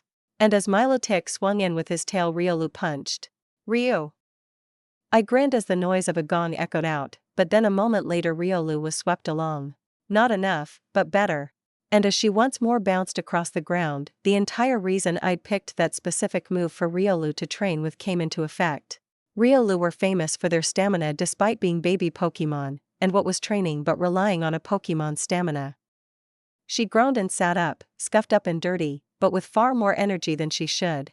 Your drain punch was good, but hitting the end of his tail reduces the amount of damage you can do. Gotta aim for his meat to get more out of it. You can do it. I roared out, and Riolu pushed herself to her feet with a nod. Drain punch, damage dealt meant you restored some energy. Not just amazing for battle, but great for training too.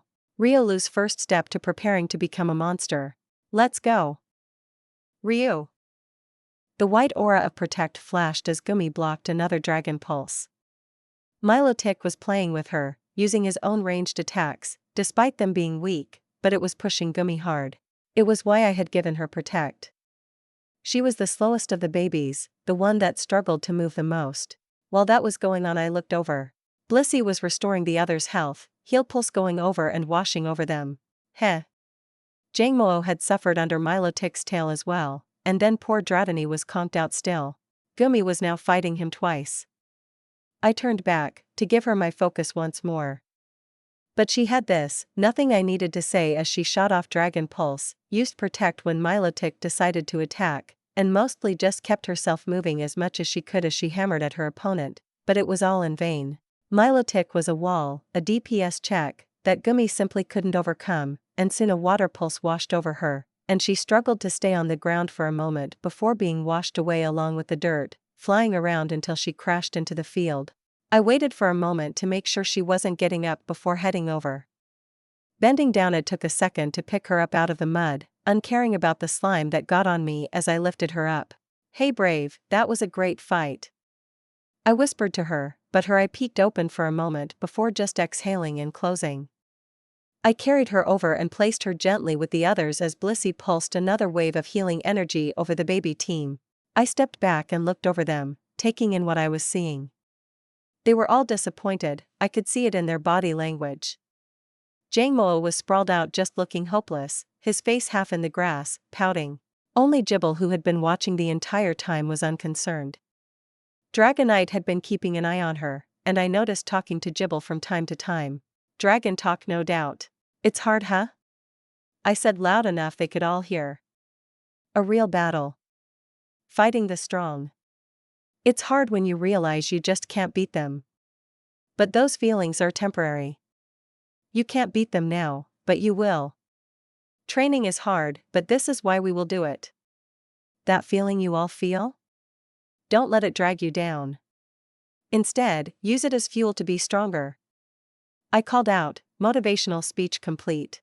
"Jang." My little dragon huffed out, seemingly not buying it. "Heh."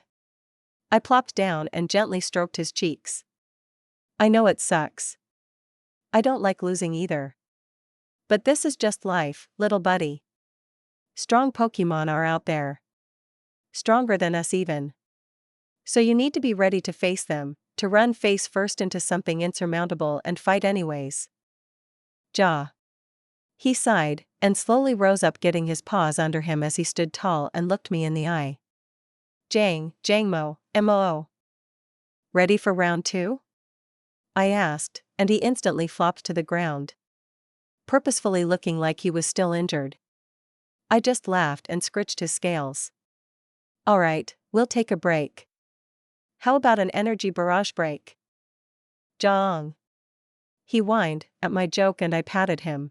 "I was just joking, go ahead and take 15, let's get some water and maybe a snack, okay?" That word got a reaction and his tail started wagging. Thought so. Snacks it was. I got up and checked over everyone. Yep, everyone was giving me eyes for a snack. Okay. Blissey, help me get a nutritious snack for everyone so they can keep battling? Bliss. I'd need to add some lepa berry into everyone's snack to make sure they had the energy to keep training. Looking over my team, I did feel for them. This was rough training. Even for the old team. Even if they were weaker, the old Pokemon weren't trying to win in one hit, they were giving the babies a chance, and that chance meant they were constantly taking hits. Sure, they weren't enough to do much, but getting hit over and over still hurt. Milotic was standing strong for his wife and Dratini even after fighting Dratini, but he was still looking a bit haggard even with Aqua Ring. "Milo. Take a rest, buddy, you're done." I called out and he cried out happily as he slumped into the muddy ground, completely uncaring about how dirty it was and just starting to stretch out and relax. What a silly fish. But this step was important. I had to harden my baby team to being outmatched. They had to put that aside and fight anyway, not just for their own effectiveness, but they worked in a team. 6 Pokemon could defeat one almost every time. Even a legendary could be worn down by fighting so many Pokemon, either back to back, or together in a team depending on how you decide to battle. I headed to the storehouse, where tons of berries and things were saved for the Pokemon to eat, and with Blissey's help put together a snack for everyone, something to give them some energy and get them back to battling. This week was a seemingly endless grind for the babies. I'd push them to their limits, and then we'd move on to the gravity training to take it to the next level. I passed out snacks to everyone, even those who hadn't fought. I even placed some berries in front of Jibble, who quickly snatched them up to snack on. Her eating habits were getting better. Jang. But I got a complaint, and then Riolu added in. Riolu. She grumbled with Jangmo, both of them nodding as they pointed at Jibble. She doesn't have to battle yet, and she still gets snacks. Jang. I was argued against, and I looked at the two. I walked over to Jibble and looked her in the eye, reaching out without fear anymore, as I pet her head as she ate. Jibble gable. Do you want to do some training? Want to battle? I asked her, and she continued to chew her berries without a response until she swallowed and opened her mouth wide. Gib. I had no idea if that was an answer or not. I just patted her head for a while before standing up. Dragonite, you'll be the next trainer, okay? Drag. She agreed eagerly.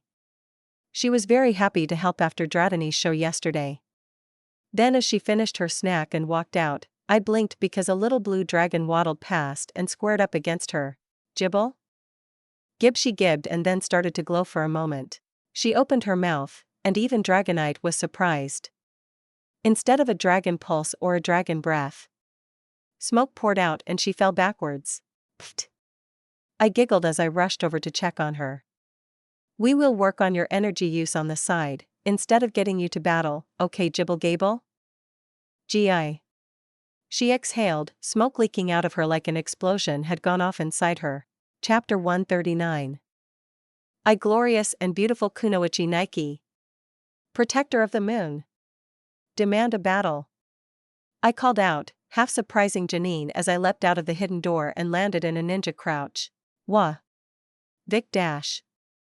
Glorious and beautiful Kunoichi Nike. Protector of the moon. I interrupted her, pulling out a premier ball and holding it forward. And I demand a battle against the gym leader.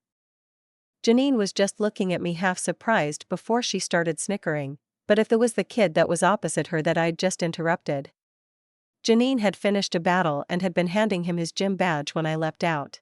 Who the heck is this? Nike dash. Glorious and beautiful Kunoichi Nike. Protector of the moon. I repeated myself for the third time, and Janine broke her cool ninja character and started holding back giggles at my repeated title. Is this normal? Ninjas often do battle with each other. Janine said, barely holding back her laughter. Okay? You have succeeded in defeating me, and claiming a soul badge, but perhaps you should stay and watch. Nike. Yes, I heard the title. I'm not saying all of it. She interrupted before I could repeat myself. I was just grinning behind the mask. How do you annoy ninjas? You take your roleplay too far. It's hilarious. Walking through the Fuchsia gym had been a pain. They changed the traps again, but everyone had agreed to keep it from Janine since I was here to challenge her and mess with her at the same time. Of course, the fact it was Janine and not Koga spoke heavily of what was going on. Koga was definitely going to be in the Elite Four. Probably. Sure, I'll watch. He offered a bit confused, but well, Pokemon trainers loved watching Pokemon battles almost as much as they liked battling. I took my position and Janine spoke. Challenger. Hold on a second, I need to get my team ready to face you. Hold on. I'm not facing you with my normal team. We're doing some training to see where we are at. A 4th or 5th badge should be more than enough. I offered and Janine stilled and nodded. Very well. She agreed and soon came back with 5 Pokeballs on her hip compared to my 6. I grinned, and we ninja posed in time before throwing out our Pokemon. Jangmo. Show this ninja the power of a samurai. What? Hey, that's cheating. Janine pouted at me, and I just grinned as her Venomoth took form. Just like her father. Battle. Begin. A ninja voice called out from above, causing the trainer watching us to jump, as he'd been distracted trying to pull out his Pokédex to find out information on Jangmo. Dragon Pulse. Double team. Janine called and I grinned as the energy beam raced through one of the after images Venomoth was making, but Jangmo wasn't done. The beam curved around behind Venomoth, and Janine gasped. Dodge. Unfortunately she was in time, and the beam whiffed harmlessly past Venomoth as it managed to evade. Alright, keep the pressure on. Let's go Jangmo. I called out and he charged forward, already gathering energy for his next attack. Nidorina wins. The ninja voice from above calls out and then continues. Much to my amusement. Glorious and beautiful Kunoichi Nike, protector of the moon, is out of Pokemon. Gym leader Janine wins. Heh. I just laughed at getting them to say the whole thing. What were all those Pokemon? The trainer watching demanded as the battle finally ended. He'd gone through his Pokédex and hadn't found any of my team besides Dratini. The world is much wider than your Pokédex will show, young trainer. Train hard, explore the corners of the world, go beyond what you have seen and you will find more Pokemon than you can imagine. I told the boy who looked fairly impressed, but then his face flattened. But you lost. I did. They aren't very strong. My Pokemon are immensely strong. So strong that they take much longer to grow. To face my team in a year will end up with you crying tears of blood at your weakness. I called out ninja posing and he narrowed his eyes like he didn't believe me. Thank you for the battle, and I hope watching taught you something as well, Ito. You earned my badge today, but there are further heights to keep training for. I will. And I won't lose like her. Bye. He called out running off and I pouted. That was rude. He's young, and you did lose. Shall we rematch with our best teams? I wouldn't mind it. She offered and our eyes met, a definite challenge, but I shook it off. Rain check? I wouldn't mind doing some training with you if you want though. I explained, pulling down my ninja mask now that Nike was no longer needed. Gasp. It's Victoria Ferrous. Janine called out in faux shock, and I just shook a fist at her. Going overboard on the roleplay is what I did to make fun of ninjas. She shouldn't just use it against me. It was a strange battle, Vicky. Is there a reason for coming to me? My baby team is preparing for intensive training. I've been having them face normal trainers, but I remembered you were right here, and frankly, the Fuchsia gym is one of the strongest in Kanto. I wanted them to face an evasion-focused trainer. It's hard to deal with. I see. Preparing for the future is important. I hope the battle went well? Perfectly. You defeated my team after all. Well, other than Jibble anyways. She was just not ready yet. Actually, you wouldn't happen to want one more battle, would you? I have a Pokemon, but she's very young, and I'm getting her used to battles. I do have a young Nidoran that is showing signs of wishing to battle. Want to go one more? I would. She agreed happily and soon she returned with one more Pokeball, and we both released. Both of us were smiling as our Pokemon appeared on the field. Gib? Jibble looked around. Us being inside meant she didn't see the pond out back, thankfully, but she wasn't very focused. Unlike the Nidoran female sign, the little Nidoran looked around, instantly realized what was going on, no doubt having watched plenty of battles, and started scratching her paws against the floor and readying to charge. Hold on, Nidoran. But get ready. Jibble. Prepare for battle, okay? I called out and she just looked over and noticed me. Gib, she called out and waddled over to me, walking up and grabbing at my pants as she just sort of settled into place. Cute. I know, right? I said to Janine as I bent down and petted Jibble, who was just kinda idling in her lane. All was at peace. She was so much better than she had been when I first picked her up, but she was still quirky. Let's go with that. Do you want to battle, Jibble? Look? I pointed and she looked at my hand for a while before slowly her eyes shifted to where I was pointing. Nidoran was getting impatient, I could tell, as it was huffing and scratching at the floor more, but Janine seemed to take it all in with a look. Probably why the Pokemon was only being considered. It seemed overly aggressive, which wasn't always a good thing. Growlithe had been like that after all. Then again, an aggressive puppy is way less of a concern than an aggressive massive dog. I shook it off. Jibble, we're gonna battle, okay? Gib. Let's try sticking to bite instead of dragon rage, okay? Gib. So just go out there and when I call out, use your move. Gib. I have no idea if you understand me at all sometimes. I told her, patting her on the head and scratching her fin. Which is about when the Nidoran decided she'd had enough. Night. She called out loud enough even Jibble looked over and then she charged. Nidoran. No. We aren't battling yet. Janine called out, but the Pokemon charged forward, her little horn sticking out, and just before I was about to pick up Jibble and make a run for it, she stopped. Skidding all 4 feet, she slid the last bit until her horn was just about to hit us, and then barked out a challenge. Huh. Gib. Nidoran. NID. Nido. Gib. I just blinked at the two. Were talking? Maybe. Jibble might just be gibbing for all I know. But Nidoran was getting angry and then she turned to me. NID. Nido NI. She growled and bared her horn, and I was halfway to start laughing at the cute little challenge when suddenly Nidoran wasn't facing me, but was covered in Jibble. Ni3I.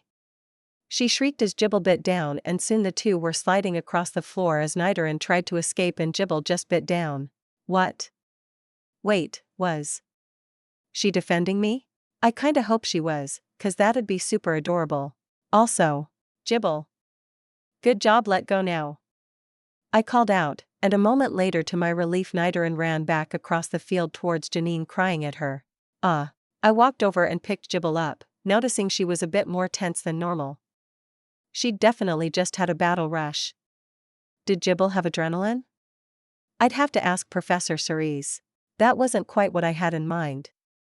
Janine said, as she walked over Nidoran in her arms acting like a little baby. But that was okay 'cause Jibble was being my little baby too. Janine and I shared a look and we both grinned. Pokemon were cute. Is she okay? She'll be fine. You're Jibble? She's fine, just a little tense. I explained and Janine nodded as she finished walking over and settled in Siza style beside me. The two Pokemon were side-eyeing each other, although I wasn't sure if that was just Jibble being Jibble or not. NID. Nido. Nidoran grumbled at Jibble, who just kept resting in my arms, mouth open. That only seemed to make Nidoran even angrier. Nido. Night. Gib. I snarked at the flinch that Nidoran gave at Jibble's little gib. I don't think she was even saying anything, and it probably confused Nidoran. Nido. I think she still wants to battle. Sounds like it. Jibble? Do you want to battle? I asked her, then waited patiently. Slowly her eyes shifted to me. She had been looking at Nidoran in fact, then she wiggled a bit, and so I set her down. Jibble was in fact ready for battle. Nidoran demanded at Janine, but she just sent her a look until Nidoran wilted. Nido? Yes, you can battle, if you listen to my commands. I am not pleased with your performance so far. Nee. She whined, but Janine rose up and walked a bit away before placing her on the floor. Prepare yourself for my commands, Nidoran. Jibble. We're gonna battle, just do your best. I know you can do it. I called in turn, and then it was quiet. And we both nodded. Begin. Jibble. Go for a bite. Nidoran, poison sting, come in from the side. Avoid the bite. Nidoran surged forward, leaving Jibble just kinda standing there, but as she drew closer, Jibble's eyes shifted. Bite into the attack. I called out, and just in time as Nidoran juked to the side, and then charged forward, only to be met with an actual attack. Jibble usually just bit things, which was fine, but this time energy actually formed. Dark fangs appeared around her when she clamped down, and it definitely worked as the bit down on Nidoran's horn as she charged. The two struggled against each other, both Pokemon having an advantage. Nidoran had all 4 legs on the floor struggling forward, while Jibble only had 2, but Jibble had hands she was using to hold Nidoran as well. The two struggled for a short time, the attacks, I noticed still going Janine and I both just watching on before it happened. Gib. Nee. Both Pokemon slumped. Jibble rolling entirely backwards, as I realized she'd been getting hit with poison sting, while Nidoran no doubt was just tanking a bite attack. Oh my Arceus, it was so cute. The two babies had a little baby rumble. Eee. I hurried over as Janine did the same, quickly pulling a potion out and spraying a bit on Jibble, only noticing a bit of purple around her eyes as she opened them. Trade? Janine offered, holding out an antidote, and I passed her the potion bottle, and sprayed it in Jibble's mouth as Janine started spraying Nidoran. What a good battle! I told Jibble, who blinked up at me, as the poison and damage cleared. Who is such a good girl? You are. I told her as I lifted her up and down a bit. Gib. That's right, Jibble Gable. Are you hungry? Want a snack? I asked her, settling her back in my lap as I pulled some berry slices from my bag. The little plastic container opened up and I offered them to Jibble. She looked them over for a minute and reached out. Gib, she seemed quite happy to grab the berry slices in her little claw and stuff them into her mouth. Ah! Jibble eating was so cute. And I? I do not have any berries on my Nidoran. Shall we go get a snack as well? I have enough to share. I told Janine as Nidoran had made a little plaintive noise at seeing the snack. Jibble wiggled a bit as I adjusted myself, but I offered the container to Nidoran as well, and while there was some definite tension between the two, as Jibble didn't seem to like Nidoran getting close to her food. In the end, Nidoran bent in and snatched up a slice under Jibble's eye, and Jibble relaxed as she just reached in and went back to snacking. You were correct earlier, Vicky. We should do this more often. Right? I'm in Fuchsia all the time to see my friends, so we should meet up more. And you can of course tell me if your dad is in the Elite Four. I cannot confirm or deny anything regarding my father's current work. All I am allowed to say is he is in isolated training. Janine offered, but yeah, he was totally in the Elite Four now. Wonder when that was going to be announced. Do you wish to battle again? Already? Yes, both Pokemon wish to battle again, you can see it in their eyes. Janine offered, and I looked at Jibble, who besides eating her snacky slices was looking at Nidoran, who was also glaring at Jibble when she wasn't chowing down. Sure. Another battle afterwards with them sounds perfect. So we got some leads? I asked, talking to Ren at Professor Ceres's lab. We do. Honestly. You might be right. He admitted, as he handed me a stack of paper. With the new data coming in, we got 4 new Espeon, and 2 new Umbreon, and all of them evolved during the day or night. Plus the older data, we've got 10 additional updates on other trainers with the Pokemon, and all of them adhere to the day-night cycle. I told you. Yes, you did. Professor Ceres called out, surprising us both as he entered the lab, but he sent me a smile. But we still needed proof. Yeah, I know. But we are starting to get it right? Starting, yes. But your hypothesis is holding water. I never would have considered time of day to be a factor in evolution. Environmental factors are important to a lot of evolutions. And day or night is an impact. Alolan Rattata is a dark type, it only evolves at night. Riolu only evolves during the day, and it's a friendship evolution as well. Gligar from Johto is a night evolution, I'm pretty sure. We have reports of Glisker, but only if it is carrying a razor fong. Only at night. I added to Professor Ceres's comment, and he actually started considering it. Gligar is a nocturnal Pokemon, them evolving at night wouldn't be that unusual. And most Pokemon are. What's the daytime version of nocturnal? Diurnal. Ren offered as Professor was still thinking. Right. Most Pokemon are diurnal, so we wouldn't even notice. If a grass type only evolves during the day, for the most part we wouldn't even notice. I added, Fomantis was like that. And it's likely even Ivy wouldn't ever know that if I didn't tell her. Which is why gathering data is so very important. Ceres said, seemingly coming back to himself. He grinned and reached out like he was about to fluff my hair, but halted, seemingly realizing, and instead patted my shoulder. Your data with the EV is already extremely valuable, you had a good idea on how to set it up. Unfortunately. We're about through the funds you put up for the information. Yeah, I'll need to add more, or stop the research drive. Is it enough? As tempting as it is to keep paying for more data. It's enough to get us to start looking. Science is never about having all the data at your fingertips, Vicky, it's about slowly gathering the data together. He explained, and I just nodded. I'd put up a good amount of cash for the information payouts, and let Ren and Krysa handle actually paying the money out through the lab, but it was running through quick. I was paying multiple people for the same information after all. But that was just part of the trick. Slowly getting enough evidence to support the hypothesis, even if I already knew. The biggest issue for me is that while I've gotten some Umbreon and Espion data, nothing on Sylveon yet. I guess I should go around and edit the posters then? You aren't going to take them down? I still know the information is correct. I told Ren. So if even one more person can use the information to evolve their EV, it's worth keeping up. Just be careful, kid. False Pokemon data can cause someone a lot of trouble. It's not false. It is until you have the evidence to prove it's true. Seras explained, and I frowned at the man. That's dumb. That's the danger of offering answers before you have proof. But I do still have the data entry for everything if you want to help us add it in. Sure, Professor. I can do that. This computer? That'll work. Ren offered, handing me the papers, and I quickly pulled up the lab's tools and started adding in more data for EV and its evolutions. Ceres was trying to gather data on every evolution in Kanto. For every Pokemon.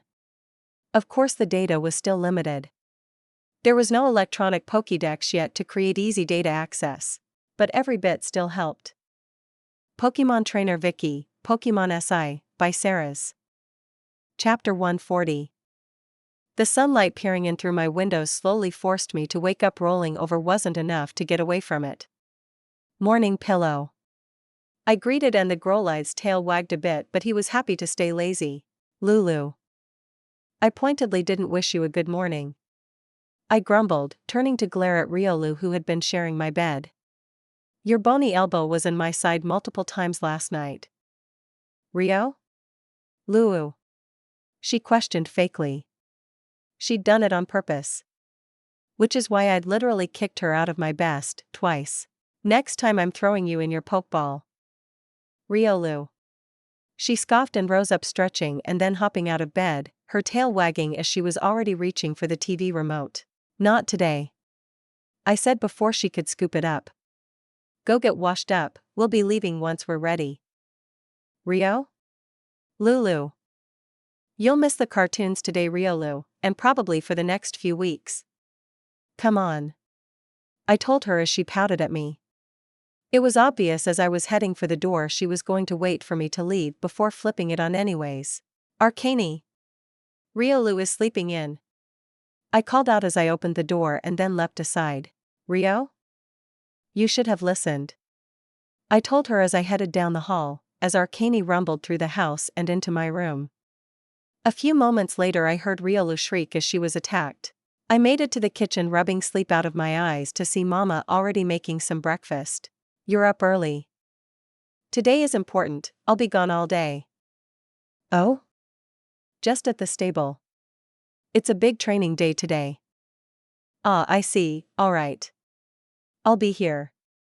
Mama offered, and I grinned as I took my seat. As a few moments later Riolu was dragged in by her leg, Arcane took a seat and wagged his tail.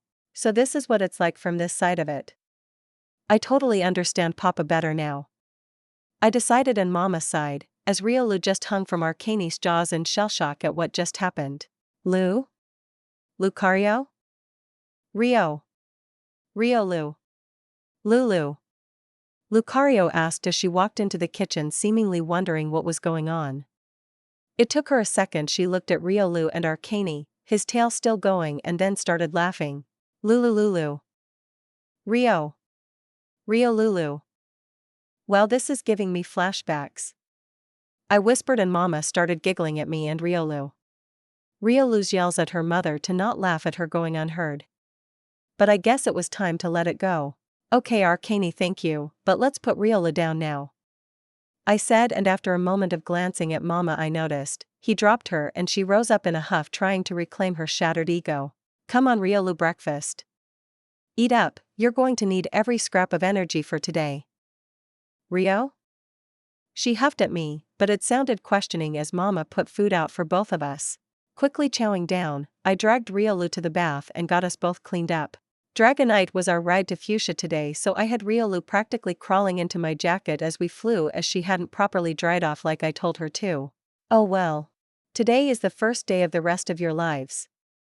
I called out, stalking back and forth in front of my team. You've gone through battles. You've honed your energy, and you've grown stronger, but today we break all of your limits. Then we break the limits you think you have after that. Then Blissey will break you again just to make sure you've truly reached your limits. I said seriously, and all the baby team were staring at me in avid attention.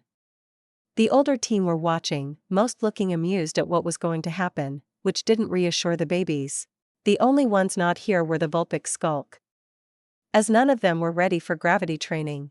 I met each of the babies' eyes, even Jibble was here, although she was, as always, just vibing.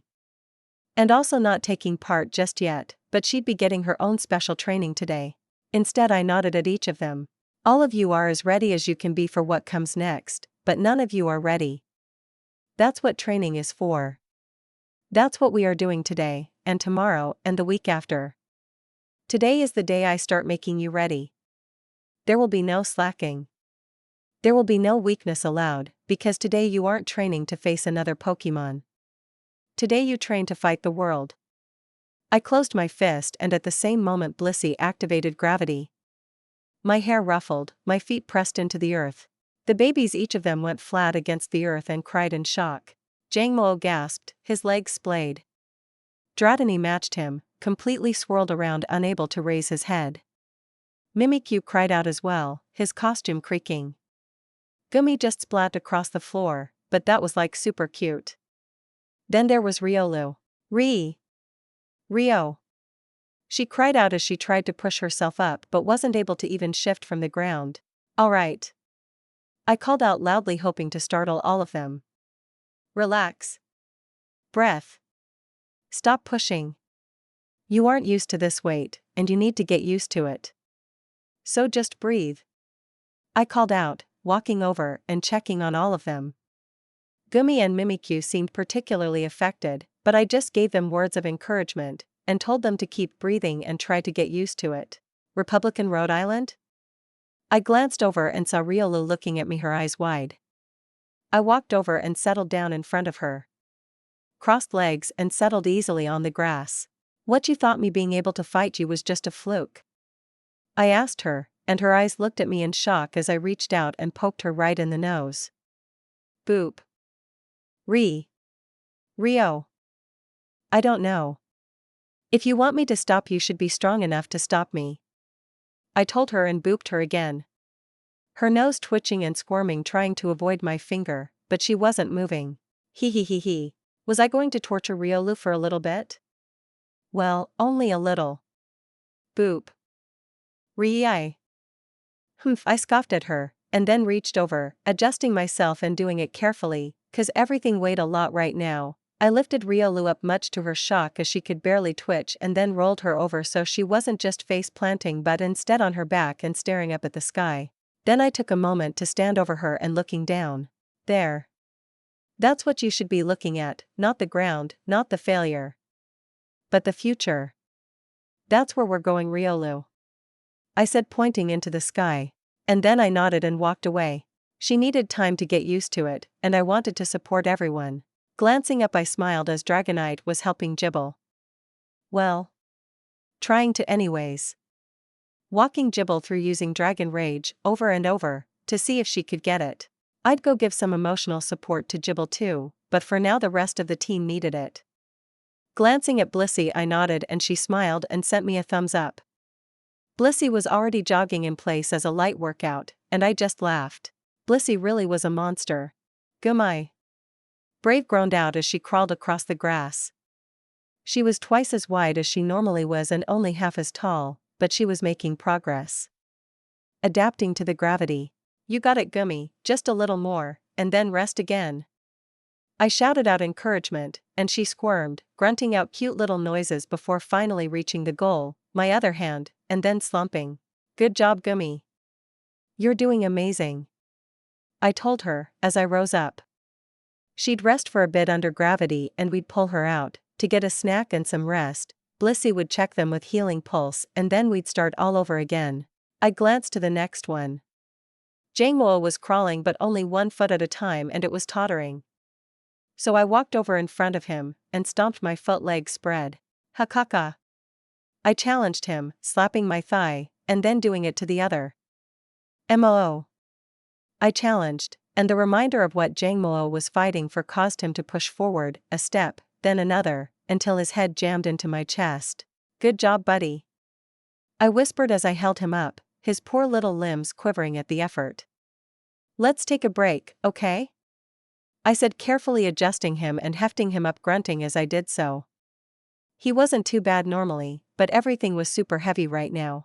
Walking carefully, I made it out of the gravity field with a sigh and then walked over and placed Jangmo next to Mimikyu. Poor guy, his costume hadn't quite held up internally, and I could hear him re-snapping it all back together as I placed a limp Jangmo down. Take a break, rest, and get a snack and something to drink. I ordered, petting him behind his head scale, as I rose up and walked back in, only a minor hitch in my stride showing I was back inside. To my annoyance, there was one Pokemon that was performing the best. Riolu. Good job, but take a break. I told her as I walked past. She was hunched down and taking each step, but she was definitely performing the best. Riolu. She grunted out and I just snorted. Overdoing it will just set you back. Head to the rest station and get something to eat and drink. I ordered and she looked at me like she wanted to argue, but well, the irresistible urge to face plant into the earth was taming some of that energy of hers. She nodded and then made the slow turn to head to the rest area. I walked on. Tired out? I asked, and Dratini opened his eyes to look at me. Then he whistled innocently, as he rose up and started slowly wiggling across the grass. That's odd, he should be way more tired out. Were you using rest? You little sneak. I laughed when I figured it out and he sent me a laughy whistle. Even if it sounded a lot breathier than his normal noises as he slowly squirmed through the grass. Fine, but don't rest inside the gravity field again. I don't want you passing out in here, even if it's on purpose. TNI. Alright. Good job. I told him and he looked happy at me for a moment before moving again. I looked over everyone and felt happy. This was going super well. What's going on? Wah, stop. I called out as Elizabeth was way too close. Don't move. At all. I demanded and she froze, looking shocked at how vehement I was being, but I slowly relaxed. What? Just don't move forward even another inch. Hold on, I'm coming.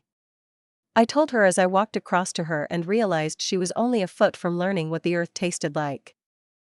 I forgot to say we're doing dangerous training for a while, so it's best if you stay out of the reserve. Yeah, that would be better to know beforehand. Sorry. I told her, actually meaning it. I should tell everyone else as well. I don't want any accidents. What are you doing? She asked, and I looked at her for a moment. I shouldn't say, at least if I was using the common sense of this world, but I kinda liked Elizabeth. Super secret ultimate training. One of the reasons my Pokemon are so strong. I explained and she looked at me, obviously very curious at that. Seriously? Seriously. The babies are finally getting their hyper training, so they can be super strong. And it's dangerous? She asked, and I looked at her seriously for a long while. Do you want to know? I mean, yeah, obviously. Your Pokemon are amazing. You can't tell anyone. Family secret, I get it. She said, and our eyes locked. Go get your team. They can take part. Blissey won't mind the extra Pokemon to torture. Torture? I'm joking. Mostly.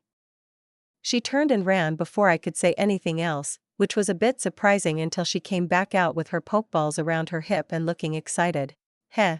Okay, first you have to understand what they are going through. It's gonna suck. Okay? So just walk over here, stop here. Yeah, it's right here. I said, moving my arm back and forth a bit to get the edge of the field. Now slowly, and keeping yourself as stable as possible, step forward, try not to faceplant. What is it? She squealed as her entire body rocked and she nearly instantly had her knees start to buckle. I was there holding her up and slowly lowering her to the grass. Very slowly she managed to wheeze out a question. WH at? Gravity. That's the secret to my training. Blissey, and a few other Pokemon can learn a move called gravity. Normally it really just knocks flying types to the ground, hard to fly when you are so heavy, right? I asked her and she just kept wheezing, unable to really respond. Just breathe normally, and don't struggle against it, it's not really enough to hurt you, even if it feels like it. Just breathe. Can't he? You can. Just breathe. Anyways, you've heard of weight training and stuff? Well, welcome to the greatest weight training of your life. Not just one muscle group at a time, or just a few pounds, but every muscle, every movement creating more resistance. You train in this, and nothing can stop you. How, YUARMM moving? Training. Come on, let's step back a bit.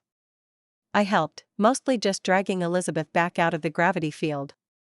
Blissey, having noticed, came jogging over and greeted us both with a happy wave and a look in her eyes. Were her eyes sparkling at the thought of even more people to train? I was doing my best to ignore it. How do you feel? Like I was being crushed to death. How were you walking in that? Training. Yeah, you said that. She gasped out, looking up. That's it?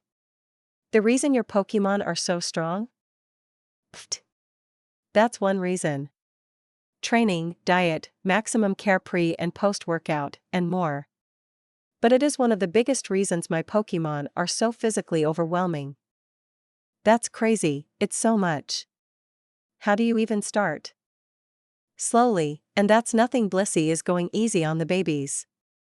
She's gotten pretty good at controlling how heavy it is. She can do like way more than that. Blissey. She waved her fin at me as if saying I should stop talking up her ego, but she was loving it for sure. I'm not going to join the conference this year, she said suddenly, and I blinked as I looked at Elizabeth, who was still sitting, panting on the grass. I realized. Even if I win, it wouldn't really be what I want.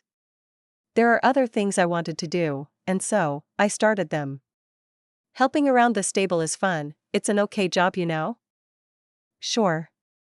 But that doesn't mean I don't want to see my Pokemon grow stronger. So, please help me train my team. Yeah, sure. It'll be good for my Pokemon too. I offered not just my words, but my hand as well. And Elizabeth slowly reached up and took it as I hauled her back to her feet. But first, let's get food and diet information. Blissey? Bliss. She agreed, looking super happy, and then rushed over to me, and started worming her fins in my bag, a moment later pulling out one of my notebooks and a pen. Blissey. Oh, Blissey's fired up. I hope you're ready. While you do that, I'm going back to keep my team training. What do I do? Nothing, Blissey will explain. I called out as I rushed off through the gravity. Elizabeth's team were about to get full physicals and a dietary write-up. But for me? Back to my babies and getting them moving again. Okay, that's enough rest. Back in. Let's go. If you can cross the entire field, that's the goal. Riolu. Riolu cried from the grass, but she did clamber back to her feet and head back in. I'm surprised you are staying for dinner, Vicky, Grandpa Roy said as I sat down. The clan house dining table was surprisingly homey with a few extra seats for guests, but mostly just enough for the head clan. Well, I was going to go home, but I needed to drag Elizabeth back inside. I trailed off. Elizabeth, who was face down on the table half asleep, just grunted as everyone looked at her. What were you girls doing out there anyways? Uncle Leo asked, as he looked over how messy I looked, and Elizabeth looked wrecked. Training. I chirped at the same time. Elizabeth grunted something that sounded similar. Some training. It's my super secret hyper training, I said in a whisper to the man. She's not human. Elizabeth finally said clearly, rising up with a groan. I think she's a macop or something. Rude. Then don't be a macop. The fact you are able to just do that. Ugh. Well, you'll get used to it. I doubt that. Sounds intense. It's the most insane training I've ever heard of.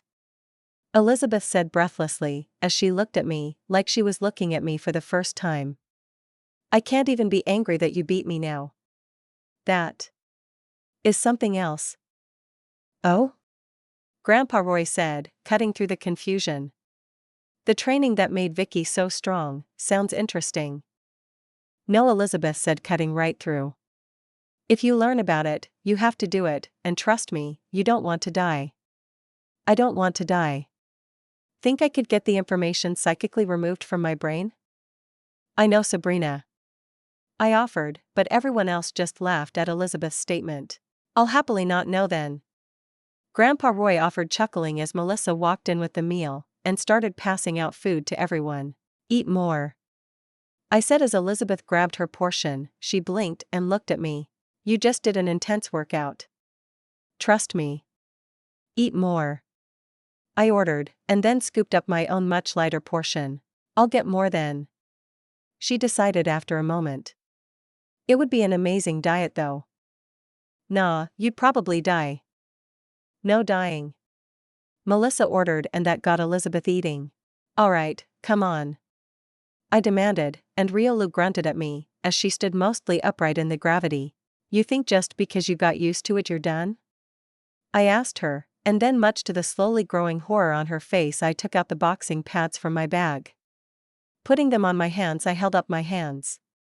Come on. Rio.